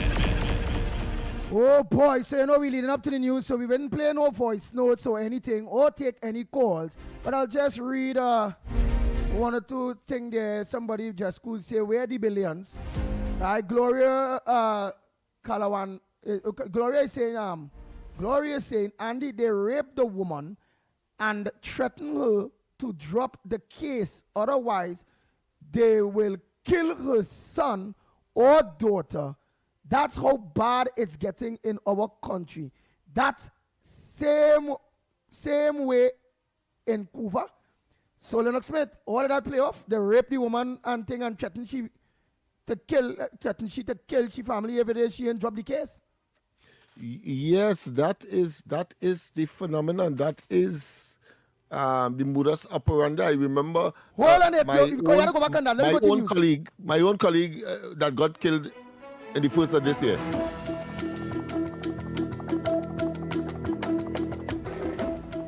Good morning, this is your TTT News Update. I'm Carrie Roberts. Making the news at this time. Protecting children from abuse is critical for preventing severe long-term physical, mental, and emotional damage that can last into adulthood. It is essential for safeguarding our children's fundamental rights to safety.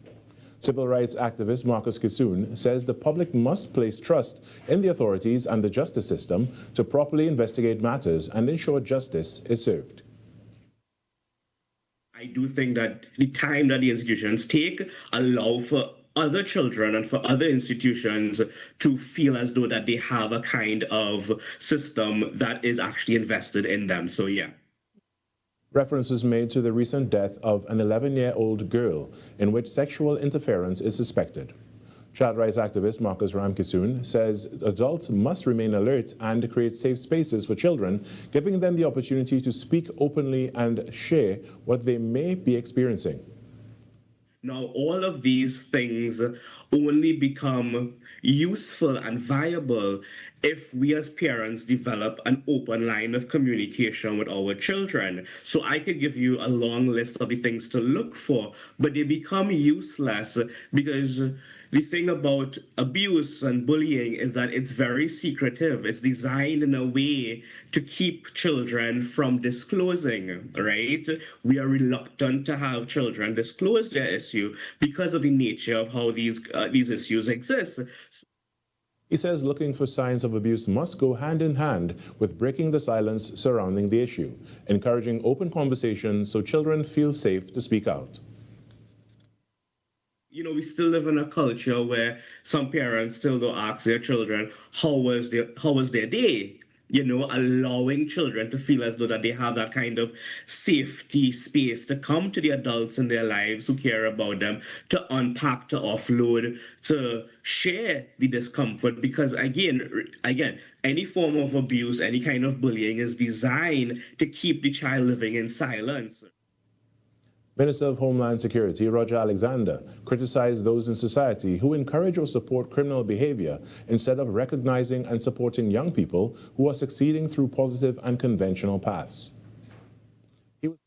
I dealt with vulnerable youth, young people, people from the ghetto, they call it, people who would have done well. Excellent. In a society where he is condemned, he or she is condemned, 8 subjects, all ones. Put it up on Facebook, Instagram, Twitter, TikTok. 1 like. He was speaking at the ministry's seminar on vulnerable youth, a multi-sectoral integrated approach, on Thursday. Minister Alexander said social media glorifies criminality. A friend of a friend shot a 2-person's video on display. 17,000 likes. What did we do or did not do? So instead of embracing a youth coming from a so-called depressed environment,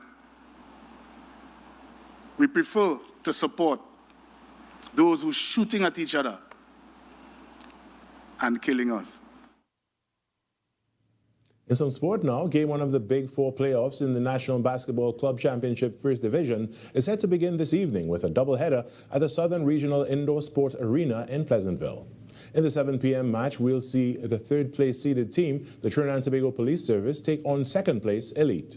In the second match, carded for an 8:30 p.m. tip-off time, we'll see first-seeded Leeds Maloney Pacers take on fourth-place Straker Nets. Both matches will be conducted in a best-of-3 series format, with the winners advancing to the finals. And that was your TDT News Update. I'm Carrie Roberts. From the entire team here, have a great day.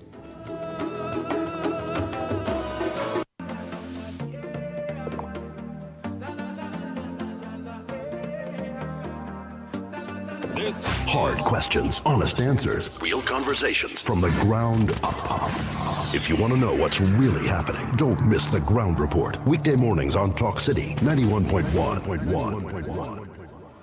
The Ministry of Transport and Civil Aviation has announced that as of March 2nd, 2026, a mandatory fixed penalty warning system is now in effect for 18 traffic violations listed under the Motor Vehicles and Road Traffic Act. Under the new measure, motorists found committing specified offenses will receive a fixed penalty warning instead of an immediate fixed penalty notice. The warning allows drivers 3 or 7 business days, excluding weekends and public holidays, to correct the defect. Motorists must then present the vehicle at a police station or licensing authority office for verification. Once the issue is confirmed as rectified, a certificate of compliance will be issued and no fine will be imposed. However, failure to act within the allotted period will result in the warning being converted to a fixed penalty notice requiring payment of the prescribed fine. The Ministry of Transport and Civil Aviation is urging all motorists to familiarize themselves with the new system and adhere strictly to traffic laws. This was a production of the Information Division, Office of the Prime Minister.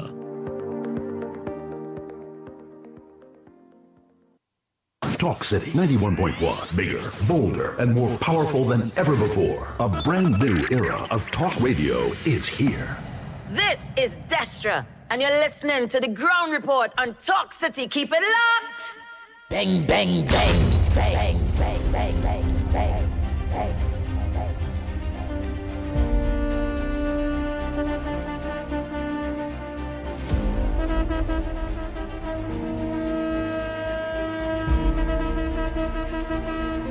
Oh boy, oh boy, oh boy. We are back, we are back, we are back. Time check. It's 7 minutes past the hour of 8 o'clock. And you're listening to the Ground Report right here on Talk City 91.1 FM. You're also viewing us and listening to us on our several social media platforms. Among hundreds of people right now. Go ahead, Malcolm. You did give us the go ahead. Go ahead, Malcolm. Good morning to you. Malcolm X, what's your contribution on the Ground Report this morning? My contribution this morning to Trinidad and Tobago is a pleasant morning. God bless our nation. Special morning to Mighty K, Lennox Smith, and the Sniper Man. Andy, I want to praise you. And I'm sorry I didn't get you yesterday to give you a medal of where these gay people and them, how you talk to Mr. Barako. Andy, you move as a professional. You didn't move one-sided. Because when you're correcting with who is them people, I want Lennox to listen good to why it's my contribution this morning on Trinidad and Tobago. Them people who is the African people. Let me tell you, I grew up in El Sicoro Sour. I went to El Sicoro Islamic School. It only had about 5 African family was going to that school. And when on a Friday, 1 o'clock, everybody used to go to mosque, and I used to want to know to go to mosque too. But I thought it was an Indian thing. But when I realized it wasn't, it was a religious thing. But anyhow, let me face reality. The 1% have their own private school. I'm not racial because I cannot be racial. The Hindu have school. The Presbyterian have school. The Catholic have school. Right? What school we African have? Well, Baba Book try a Baptist school. What school we had? We denied from the name. No, well, the African school is the government school. Ah, nice. Nice. Well, we have now a discussion. The African schools are the government schools where you call the junior secondary school. Now, who is the majority of the race that go into the junior sec school? As you ask my asking you back a question. Who is the majority going to the junior sec school? Well, the government schools in the majority is African people. Nice. Right. You take a fella, I don't want to stigmatize no particular area like how everybody Lavanti. But you take a man from Belmont child, Woodbrook child, and you mix him up with Beaton, Lavantil, let me say Maloney, Oropun children. One who come to that school, father is a pusher. One who come, the mother is a drug pusher. And next one, the father is a gangster. They born and they grow up around that culture. You don't think they'll bring that culture into the school, Andy? Yes, they will, because that's why I always tell people that my kids, right. I advise people and I tell them play and I say, oi, I right. Make it clear. Here I tell my family and tell people that I care about. I say, oi, Don't send your children to the government school. Don't send them among the African. Send them with the Indian schools. Let them go to the Hindu schools, the Muslim Indian schools. Keep them with among the Indian. Don't send them to the African school at all. Yeah, but my children Andy, go to African school at all. Andy, that meaning we have majority Africans. All right. So my daughter went to Bataria Junior Senior Comprehensive, and I had to take her out of that school when I drop in her and see the kind of culture in that school. And I take her out. And my little hustle working hard at the AGC, I had to pay a private school in St. Augustine. How much parents could have done that? We had to face reality. And according to the saying, Black Stalin have a tune, hungry, where they say hungry belly, angry man and no mercy, or something. Somebody that correct me the name of the tune, and every time I try to remember the tune, it is lost in my mind. But poverty, they say it's hell and all these things. Let me face what's really going on. Everybody in the Indian school where I went to, family had business. They used to have all the emphasis with a bong bag. They used to bring bong bag to the teacher. The teacher used to show more interest in them, and like we was anything is anything. That is why I come out educating myself. And I want to tell all you another thing too. Jail was nice. And the majority of people in the jail in the 60s was Indian people. Now it's reversed. Because if Lennox look around, Alavanti, Belmont, Caranage, La Brea, and everywhere you turn and you see the little blocks, watch who are the majority on the blocks. Watch who selling double. Watch who when they leave school, they could get a work in a hardware, in a tile place and a what. We have a disadvantage. Right, but watch, because remember we had to make sure we ended properly because truth hurts is saying what kind of race talk here this morning. So the moral to your story there is what Mr. Malcolm X, so people will catch on what is the moral to your story or the well, my moral story, we African people have to get conscious, finding ourselves, gaining back respect for ourselves, and no jailing nice, and stop killing one another because Alexander now talk on the news. He know plenty. Right? He's supposed to know the police who with gun and who with cocaine. It's not the little black boy we're running in people's house. And I will tell you something, nobody ain't coming in my house. I telling you that nobody ain't coming in. And in my area, nobody ain't having no gun. Who ain't no police and no soldier. And that is the respect police and soldiers had in the past. So everything break down to everybody in the community. That's why they say, long time the neighbors used to grow up the child. Everybody lost respect for one another. So my main thing, if people don't know themselves and everybody on greed and they're watching who making money, as they rightfully say, everybody watching the white collar crime with Mercedes-Benz, BMW, and everybody want that. So they're going and storm people home to get money. They're doing anything. You see the raping thing? I find we supposed to pass the laws, and according to Mr. Amal, the death penalty supposed to come for these unsenseless killing. That is my contribution this morning. Thank you very much. So that's the moral to the story. Oh boy, which is African people is a problem to their own selves, and we have to organize and think smart and get yourselves or get ourselves as African Trinbagonians out of that. Right? Somebody write up there that 99% and I don't agree at all. The bandits are 99.9% Africans.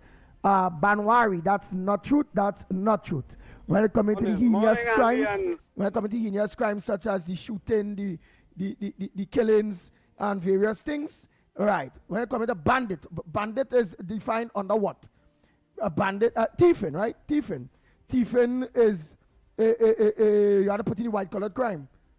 And when it comes to the white-collared crime, 99.9% of the white-collared crime is East Indian people. It is what it is. Right. Lennox Smith, am I right? Because I don't want to put out, whoever's not 99.9, but better say 80, 85%. Lennox, money mic there. Because I want to make sure the ground report always categorically correct. Yeah. The statistics doesn't bear out that because of the nature of white collar crime, which is very difficult to detect. And whenever it is detected, usually the people get away because they can afford expensive and complicated lawyers, apart from the complication of the case itself. Right. And the police usually don't have much interest in those either because of the complexity because of it. They're done. So, they're done. Yeah. Right, but majority of the time when those kind of type of cases come up, white collar crime where they catch somebody, but them people so good they have money and this and that. Tax fraud. Right.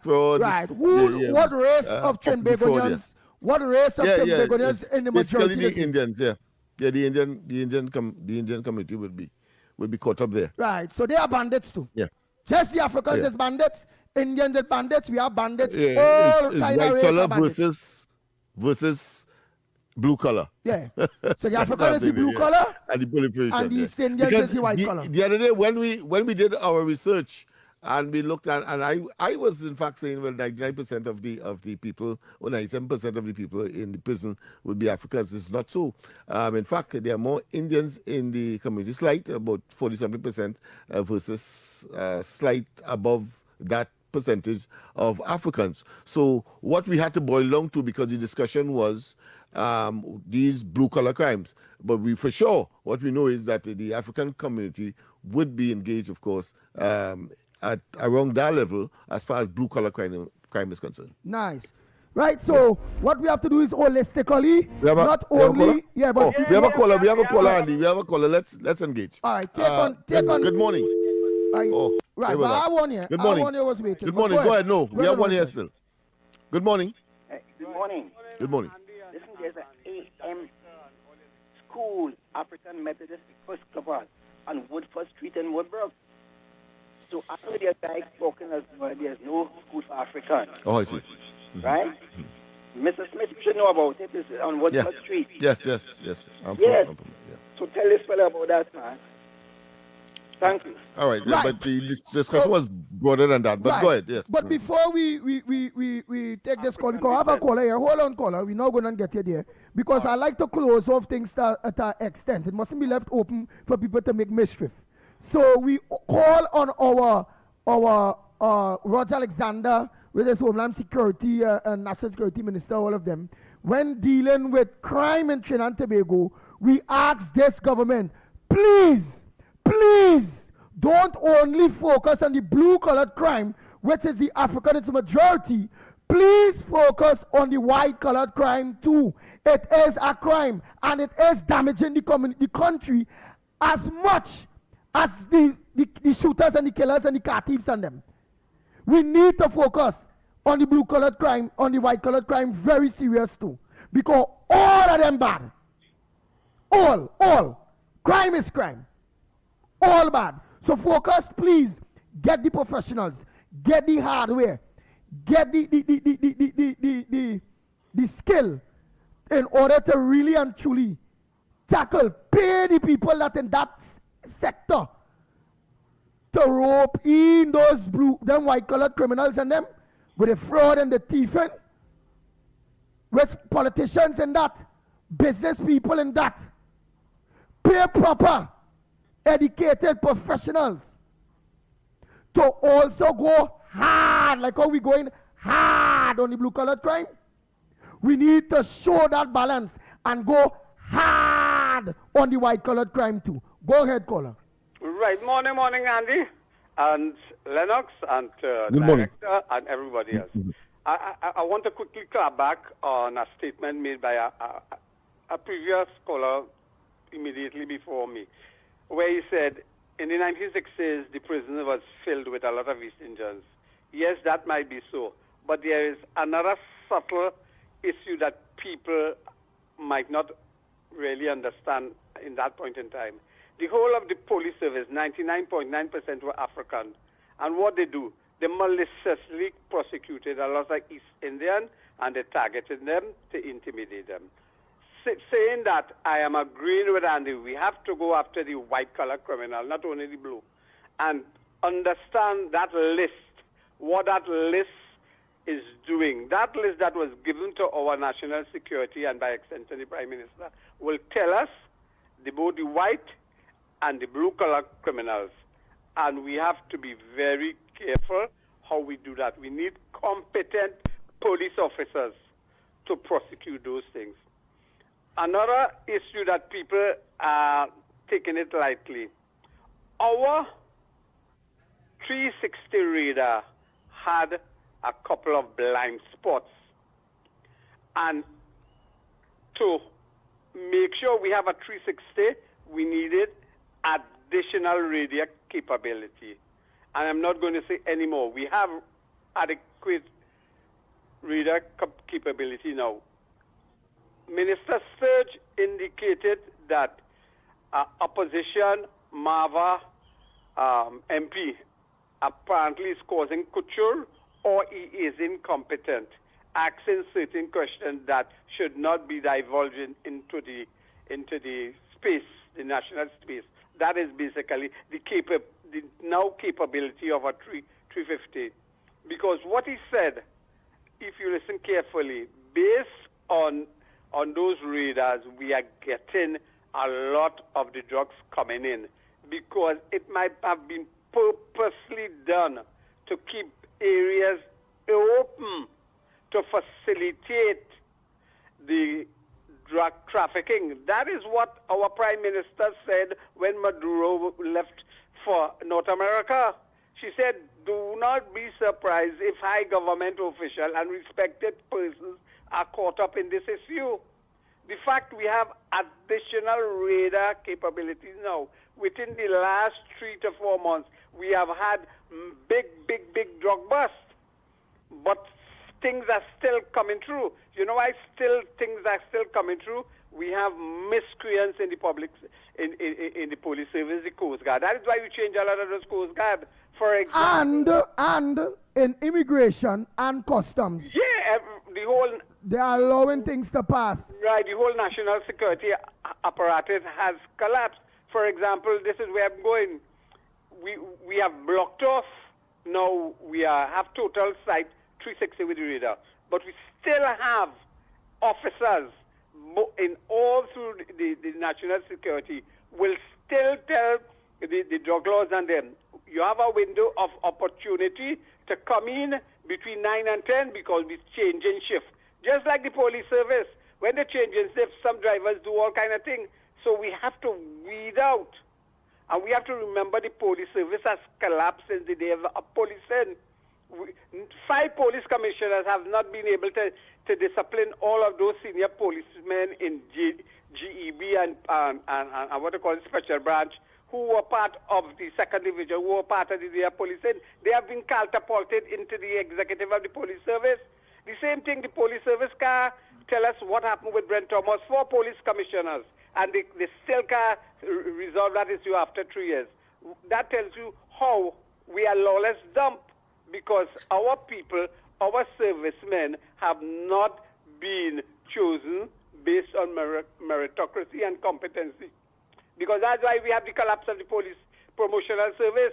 You put miscreants at the top. Thank you very much, and you're so right. Next caller, morning caller, we're calling from. What's your contribution on the Going Report this morning? Hello, good morning. I'm calling from Pfizer, from Point. Hello? Point. Yeah, what's taking place is I have a little problem. I don't know if you could help me solve it. We working on the open space project, and we get a message yesterday on the on a WhatsApp group stating that today is the last day until further notice, but we haven't been paid for the past 4 fortnights, and I happen to oversee on the checker phone that a document stating that from head office that we have been paid, but we only, they say they owe me for 1 fortnight, which is, it was underlined in blue, in yellow. But at present, we only collect 2 fortnights for last year, the December when we started, and I believe the first fortnight in January. And so far, well, today they say we finished, but we don't know when we come back on. and we didn't get no word on Wait, you know, when we get... Hold on. Let me just first start to understand. You say you're working in the open space project. What is that? I don't know what is that. That is our company? What is that? What are you talking about? No, that do replacement of the CPEP. That did the pilot project. Was only 3 months contract. The date is the last day. Under the Ministry of Local Government. Okay, so you are saying that since you all started work, you all only get paid from since December. We in March now, that you all only get paid twice? Once in check and once in the bank. And that is it. And we haven't been paid so far. And well, we was using our own tools prior, but eventually the board work for us, and our esteemed minister take from his pocket and buy tools like wheelbarrow and all the other tools for us. He bought it for us personally because they said we had to bring our own tools. So we working, we maintaining the cemetery, the schools. Hold on. Your MPs who? The union, Mr. Kiza. Mr. Tisa. All right, Lennox Smith, let me try to get to find out from, and you saying so you call it from the point aspect, and you are saying that that point, we was getting obstacle from the CEO director. It was when the first day we went, if I tell you the introduction, when we went the first day to start on the 15th of January, the kind of speech this woman said, it was politically motivated. We come like, we didn't even want to work that day. The kind of thing she tell us that day, but she knew we come from, who sent we, and she liked to meet people like we who have people, and it was embarrassing. It was really embarrassing, but she had nobody come here to look for she, for the mayor, because they had to dress, and everybody was appropriately dressed. Everybody was dressed appropriate, and you know the topics. We didn't call for the job. What I own really and truly, I really don't want to hear about all of that. My interest is all they have not been paid, all they have been owed, all their contract up to date, and that's not looking good. We have an idea. That's not looking good. And we don't know when we're going back out. We don't even know when we're going back out. We just have a message from the phone I'll tell you what. I just got information, Andy, that. Mr. X and the succeeding program will be communicating with the Honorable Minister, and let's hope that clarity. They are listening as well. They're already here, and of course, some of these matters could be cleared up. Right. So, caller, stay tuned to Talk City, and you will get all the clarification that you want with respect to those matters. I'm sure that they are taking copious notes. Let's go to the next call. You have to pay. Go ahead, next caller. No, well, I don't want to believe that people are not being paid. If you work, remember, it's not much people was hired. As well, so I find it a bit challenging to conceive that, but I suppose clarity will come in the next takeover. All right. Go ahead, caller. Morning. Hi, good morning, Andy. Good morning, Lennox. A pleasant weekend to both of you. Nice dress, Ulrich. What's up, my brother? What's up is that I went to renew my license day before yesterday. And after seeing that thing with the license officer and the gentleman, you know, I went down there, and every time one of them passed in front of me, I shoot. Like every time I see them, like I hate just coming inside of me, boy, because really and truly, them is personal. Them is real pest, and you wouldn't believe they are hated more than police, eh? Believe it or not, they are hated more than police because they always abuse their authority, and that man didn't do what he was doing just so. Every action does lead to a reaction, and that is what took place that day, and I have done that man as a hero in my book. And they need to really check at all these black people who hold in position, like the brain, like it have a colonial chip in it. I feel all of them need checking because it's something that going on with all these people, especially the black ones. And the women, oh God, them is the worst. Go up in the airport where these people that Jack wanna create job for, these people in black and white, traffic warden. Well, them is the worst. Them is another set. Because the court say if you touch one of them, it's $10,000 fine. They feel they are above God, so they can do anything. So all the things that you see happening in the country today, every action bring about a reaction. And Alexander and them, so he damaged, you know. He damaged real bad. So I will listen to people like them. So anyway, Andy, have a blessed day. I don't really want to talk on the politics, so they are fed up. All right. Hey, let's go for a quick break and come back. When we come back, more right here on the Gong Report. We'll be back. Only ever noticed how water is part of everything we do? From singing in the shower, to washing the car, to cooling off after a long day. Here's a friendly reminder from WASA. Before you move, before you relax, before you enjoy the day, pay your WASA bill. It's easy to do. Pay online anytime at wasa.gov.tt. Visit a WASA customer service center. Use the self-service kiosk or pay at authorized partners like Western Union and commercial banks. Water is life, and we're evolving to serve you. Join the evolution. Pay your bill. This message is brought to you by the Water and Sewage Authority. Wake up to the issues that matter most on the Ground Report. Join Andy Williams and Lennox Smith every morning from 6 to 9 a.m. for real talk, real analysis, and real perspectives on the stories shaping our nation. News, current affairs, and voices from the ground, unfiltered and unapologetic. That's the Ground Report. Weekday mornings on Talk City 91.1, where the conversation begins. This is Destin. Right now you're listening to Talk City 91.1. Keep it loud. Bang, bang, bang. Bang, bang, bang, bang, bang, bang, bang, bang. Oh, Lord.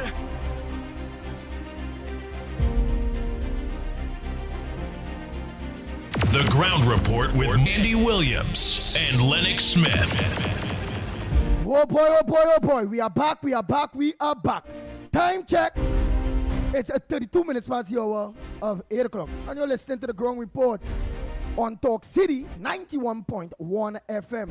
You're also listening to us and viewing. Yes, you can see us on our several social media platforms available to you. Again, let me say a pleasant good morning to all my drivers. I have to always, and I'm going on a massive campaign soon. I'll be going by all those maxi stands, taxi stands, P8 stands, various parts and various tongues. So go on us, I will hit various things. I'll be hitting Port of Spain, the various stands and them that carry and meet up with my drivers and them back. I'll go, Arima stands and get all who live in the different stands and them. And bounce back up with all my drivers. I'll be going all up there in Grandy. All are going all down Point 14 Library. Yeah, going all down there so to bounce up with my drivers and them they only. Yeah. Let them know where the Ground Report at. Let them know Talk City is the way to be. Yeah, that's just how it go, man. Let them bounce up the pit bull for a long time. I ain't see all my drivers and them. Okay, so let's go. Simultaneously, we have to, of course, to let the budding and the current business people, whether medium, small, or otherwise, know that we are here, and therefore our reach is far, far, far, far greater and massive. And so here's the place, of course, to that's why I'm telling them. That's why I'm showing them. That's why I'm showing them the extent that the Ground Report going. Yes. We hitting. Yes. And where any business person when it come in to the product will want to advertise other than the Ground Report. Wait, that be real. Where you're sure on a morning while people going to work and people coming from work, the Ground Report have all the drivers locked down. Like thousands of people. And it have people home in the house. And it have people playing in the business too. So I don't know what time it is. And the only program that they put on their dial for their customers, their commuters that they would have had, their passengers they would have had in their vehicles, commuting to wherever, listening. So therefore you will get all your ads there, and therefore your potential customers will come from there as well. What's our next guarantee to all of the businessmen that have the potential and want to advertise on the Ground Report? You know what's the code when you come to the drivers? If anybody come in their taxi or the maxi, the PH vehicle, the 7-seater, who taking a drop, it have people take drop with drivers in the morning. If they come in and they say, on this radio station under this program, and they say drive, change that, you know. I don't want to hear the dog and that big word, man, you know. Put that on gospel, put that on some music or something, you know, drive, change that dial. Business people, you know what they just do? They just put them out of their maxi, put them out. They just put them out of their taxi. They can't tell them drivers change it. They just watch them in the mirror, stop and put them out. And if they're taking a drop, you know, no law and catch up with you yet. We just throw them out. Yeah, taking That's a right. drop and But of course, we have a caller. Welcome, caller. We lost that one. We have another one. Good morning. Welcome to the Ground Report. Good morning, Andy, to you and your co-host. Good morning. Good morning. Good morning. You all remember in 2013 or 14 when Bobby Head Rodeo went in Parliament with a false email. The same thing Rhoda Barrett, this Barrett coming out with Annie Roberts. And we senator is a pedophile. What happened to this woman? But when she had nothing to do, why she does it? She left. We are accustomed to them kind of thing. UNC forever, and they were afraid about the performance. Just imagine this government, this party government for the last 6 months. Leave the first 3 months. The 3 months is a swaying for the board appointments. You have to read a budget. Is the last 6 months this government started to work.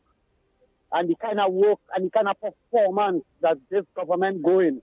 Laura Barrett and them is just on sickness, the sick. All that millions of dollars she made from inputs. Let me hope she have money to go and pay and Roberts, you know. She climb in the right tree. She climb in a Google Best tree. You know what is a Google Best tree? A Google Best tree pick her long like an inch.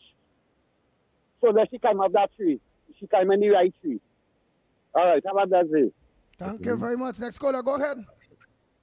Good morning, Andy. Good morning, Lennox. Today is Friday the 13th, Black Friday. I see some politicians and them going down by the parliament today to extend the state of emergency for the next 3 months. But you know, as KFC, I ain't giving up. I have life and strength. I keeping up big fire. I ain't getting nothing on a platter. So, I'll keep fighting. Somebody might hear me cry.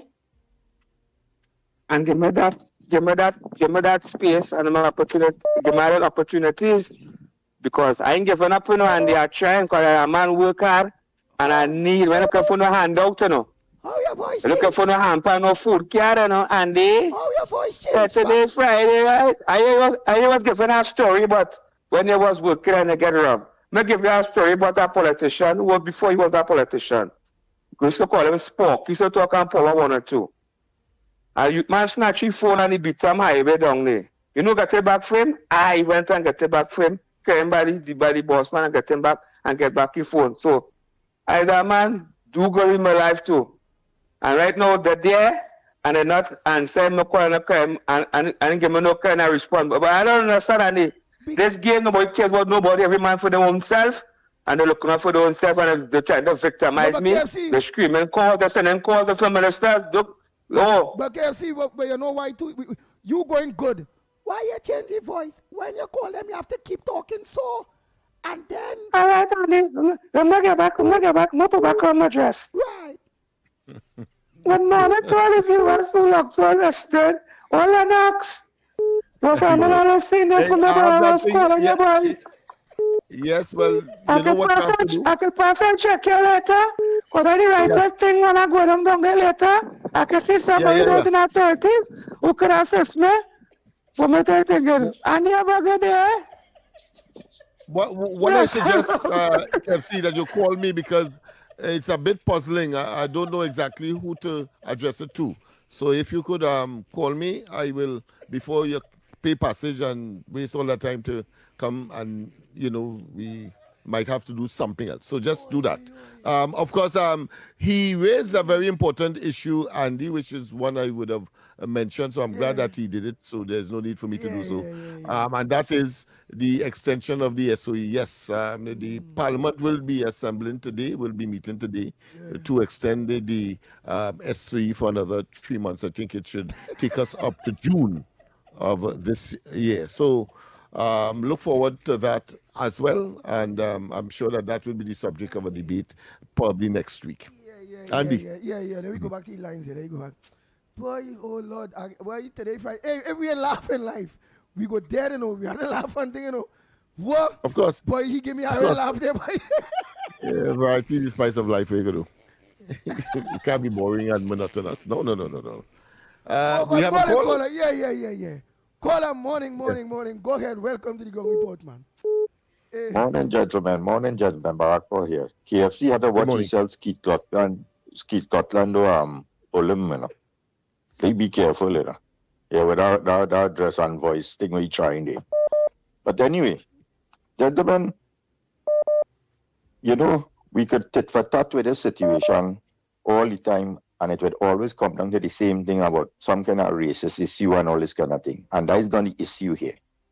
And we could talk about locking up white-collar criminals and blue-collar criminals and the ones them who snatch and chain and all kind of thing, and that still wouldn't solve the problem. That could just be like, you know, putting plaster on sore. We in Trinidad and Tobago are faced with a societal and cultural issue that is making the entire population look bad, and the country, and mostly of the African community. And who want to debate that and go around it and try to look for all kind of different excuses, that is a fact. All you have to take that with water, like Zaba Peak, and enjoy it. Because that is facts. Yeah. You understand? And then we had, there is something I always tell you, there are no easy fix for that. And you had to always start from the genesis of anything to be able to know how to get up ahead and what you could do and all this kind of thing. Now, Malcolm X talk about disadvantage. And you see, people could look at things through their eyes and feel that, oh, okay, they look at something at disadvantage. I could tell you, growing up in down south and thing, that whole community there, as you pass Caroni Bridge, was disadvantaged. Because we were cane cutters, we were grass cutters, we were farmers, and we were saying, and the majority of all the other people who was working there was working in government public service thing. I could remember when I used to fold my shoes with all kind of different guardian paper to make it up, because that's my brother's shoes I used to wear to go to school. My African brothers and classmates and thing that was in the class there was done wearing brand name sneakers and always have fancy thing with the afro hair, afro pick stick up in the hair, and they're looking top of the line. When I was wearing one school uniform for 3 years, going to junior, second, all this kind of thing, hiding. And that is after I don't help my father cut cane. Get up 3 o'clock in the morning, go and help me cut cane, wash my hand with Clorox, and go to grab my bag and put my roti in it and go to school. But you see what people don't understand. Everybody's talk about investment. The greatest investment anybody can make is in the children. And my father make that investment for his 6 children. And everybody now have their own homes, living good lives, and now their children are better off than where we was when my father started off. How much of that community invested in the children? Look, I see a video with a young boy in a maxi trying to rob somebody, and all of them inside they're talking about that way they good for, that way they, but who are making these children them? They may falling from the sky.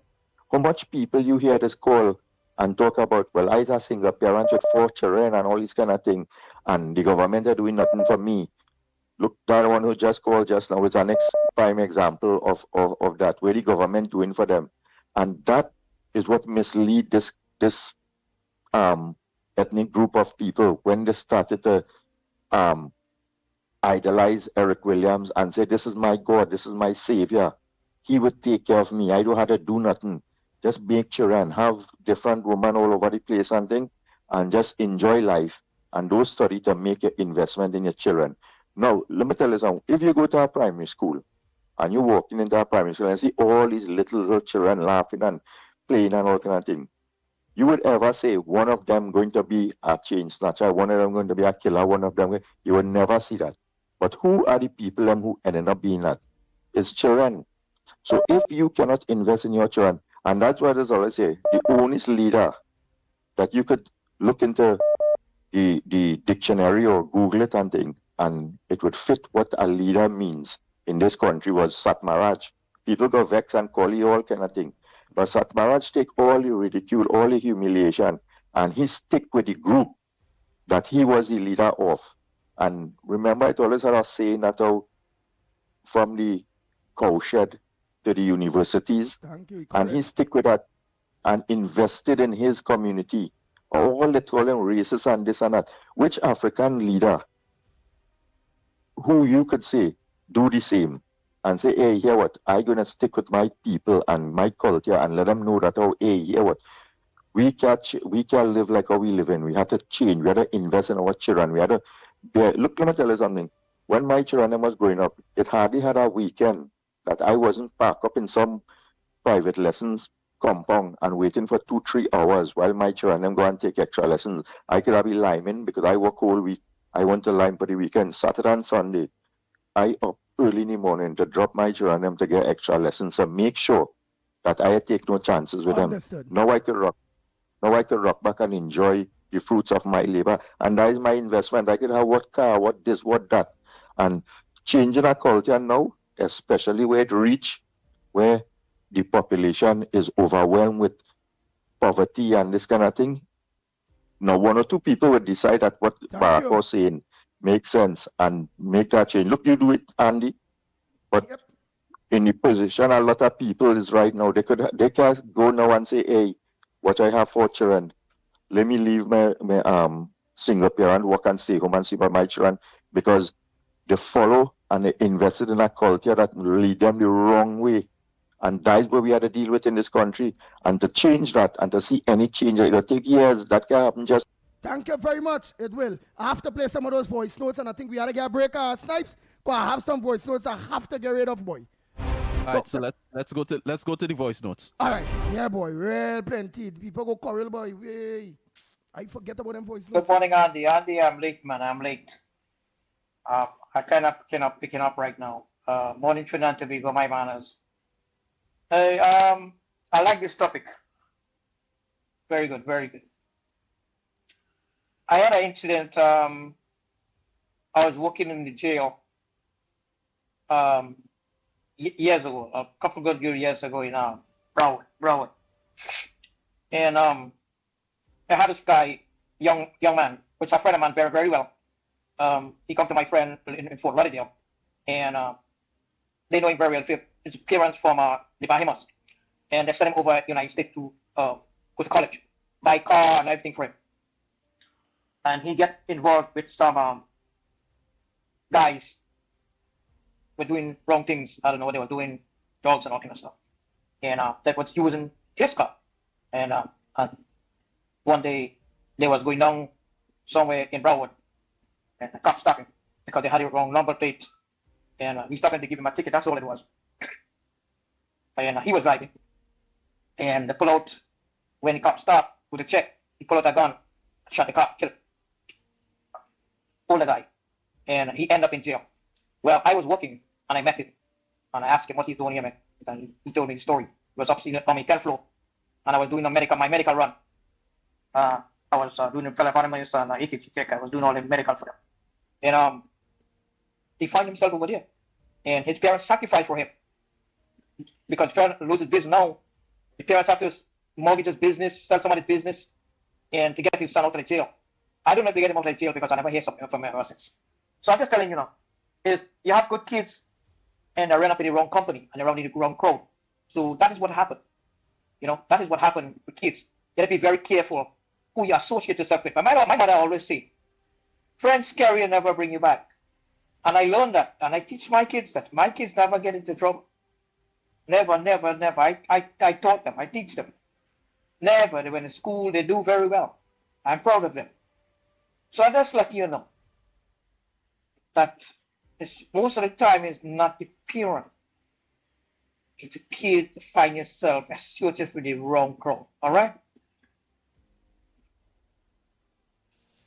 Good day, Andy.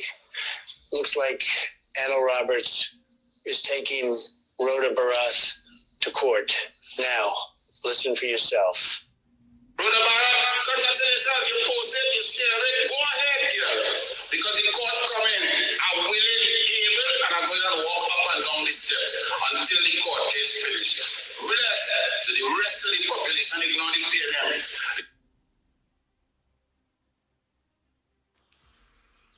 Good morning to the Magnificent Tree. What I'm going to say this morning, some people might say, well, I'm wrong, some people might say, all right, but I'll state it under any case. I'm going to talk about your constitutional rights. And after I sit back and I study from the time man born, there is no rights to man. Constitutional rights. From the time man born to obey. And man born to obey the law of man and also the law of God. But there is a problem when something happens, right? And you believe now that you're right. But your right will have to be determined in a court of law, not by you or anybody else. You can park your car off the road and a man hit you off the road. Still the police will tell you you could be charged, although that you wasn't involved in any accident, that you off the road. And then you still have to go to court to prove that you're right. If you so right with your constitutional rights, you still don't have to go to court. The court has to determine now if you're right or wrong. The other thing is, 4 men was in a pipeline and they have constitutional rights too. And how nobody send nobody to rescue them. But the constitutional right should have make you send somebody to rescue them. So you see right there again, what is the sense of having rights? You see, at the end of the day, we will believe we have rights, but there's no rights. Because even when you have some matter, they will say a man is innocent until proven in a court of law. Right? The other thing, the PNM going about telling you about clause 11 and the infringe on your rights in the SOE. It's just a total lie. The PNM only trying to get the public to rail up. And at the end of the day, them trying to win an election from now on. Right? So it have no rights. I want Trinidadian to understand. It have no rights in the world. You are born to obey. And when you're born, you have to stay within the law. And when you break the law, you'll make a jail. And someone, when a man come by you and he break the law against you, you and uncle still lose. And he break the law him against you. So if that happens, so there's no constitutional rights. Believe it or not. None for none. And to the bossman, I want to give you a number to call where you can bash your own people. Number is 666. Call that number. Call the devil and talk to the devil. Because you're not supporting this government. Right? You're supporting the elite. One against, waste of time, opposition. Call them and talk to them. Or call this government and bash this government. We don't need nobody who don't like themselves and like their own family. Right? If you like the family, if you like yourself, you'll be calling this and saying something good. Don't try to bash this UNC government. Doing better than satanic Lucifer opposition who was there before. Morning, yeah. So a demonstration of confidence in Trinidad and Tobago showed up in the press a couple of days ago. A steel mill is to be built, iron mill is to be built in Trinidad and Tobago. And that demonstrates, and it's mostly direct foreign investment, there's a local company involved, but this demonstrates that foreign companies are confident in Trinidad and Tobago to supply gas for a steel iron plant. This local company had bought our old steel mill back in 2019, couldn't get it running because shortage of gas. And that shortage of gas is because the former regime did not pursue gas as it should have. I used to tell you all about the 9 drill ships in the Gulf of Paria sitting for 4 years doing nothing. That is why there's a shortage. Anyhow, now there's this new company, and they intend to build a iron plant using the direct reduction method, which uses hydrogen mainly. And they're going to try to use green hydrogen. So they're going to set up their own desalination plant to get the hydrogen from seawater and use that in the reduction phase. Go Google direct reduction iron production and see how it works. In the reduction phase mainly, but you're still going to need natural gas. And you're still going to need natural gas for electricity generation. Iron smelting is done with electrodes, electricity, right? And even if you intend to use hydrogen, these big foreign companies, including IBM, would not have confidence if we did not have a steady gas supply. Because it come like you wanted to go off-grid using solar for your house. You would still want a TNT connection for, just in case. Right? It's like that. They want to know that we have a steady, reliable gas supply. That demonstrates that they believe that because of the things Trinidad has done and their connection with the US and Venezuela and Guyana and we are the closest downstream industry to all of that. We are about to be at the core of downstream oil and gas products. Morning. Andy, there's a huge controversy about this raider in Tobago, right? I think it was last month. The press interviewed Madame Bissessa outside the parliament and asked her if there's a cost to the raider.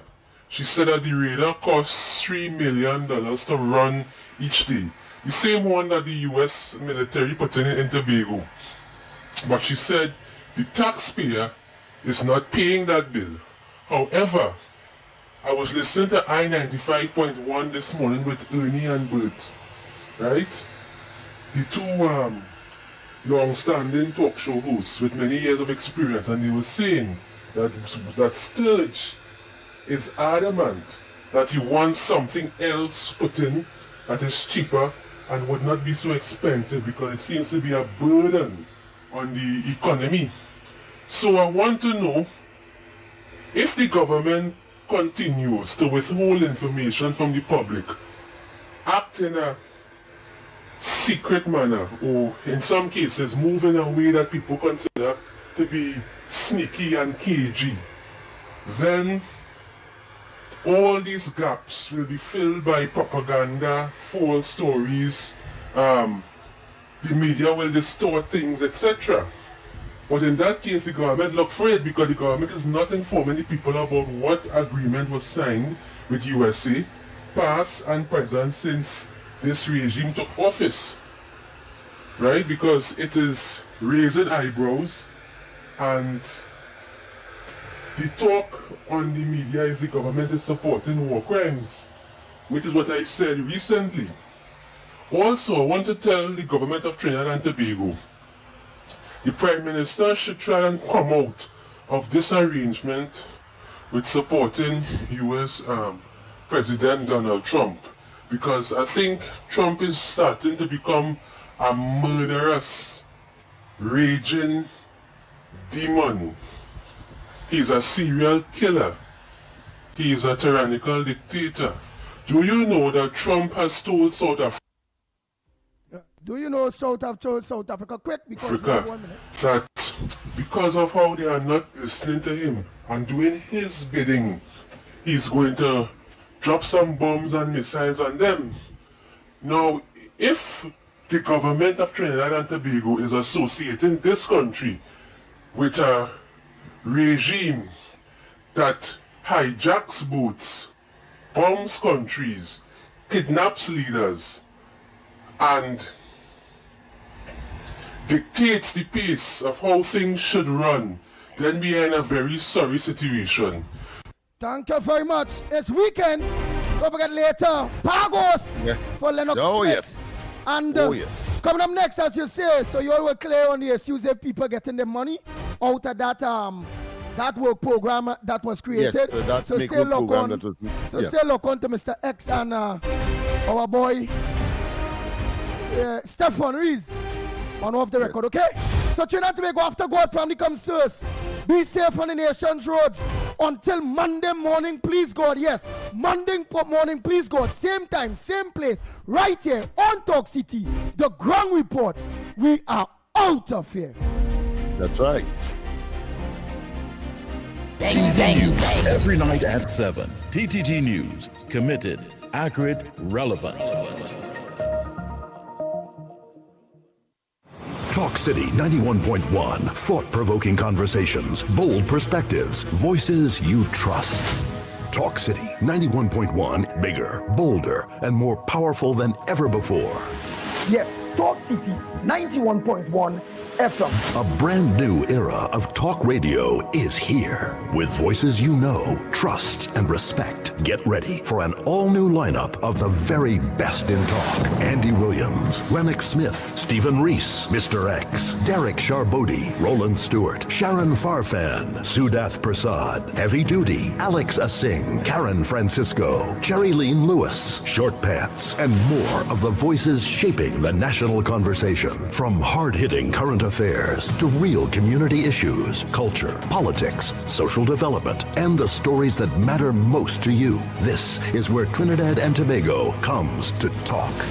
It's all good right here on Talk City 91.1, where we're going to give you something new, something hot every day, Monday to Friday. Listen on 91.1 FM and connect on Facebook, YouTube, and TikTok. Talk City 91.1. Your city, your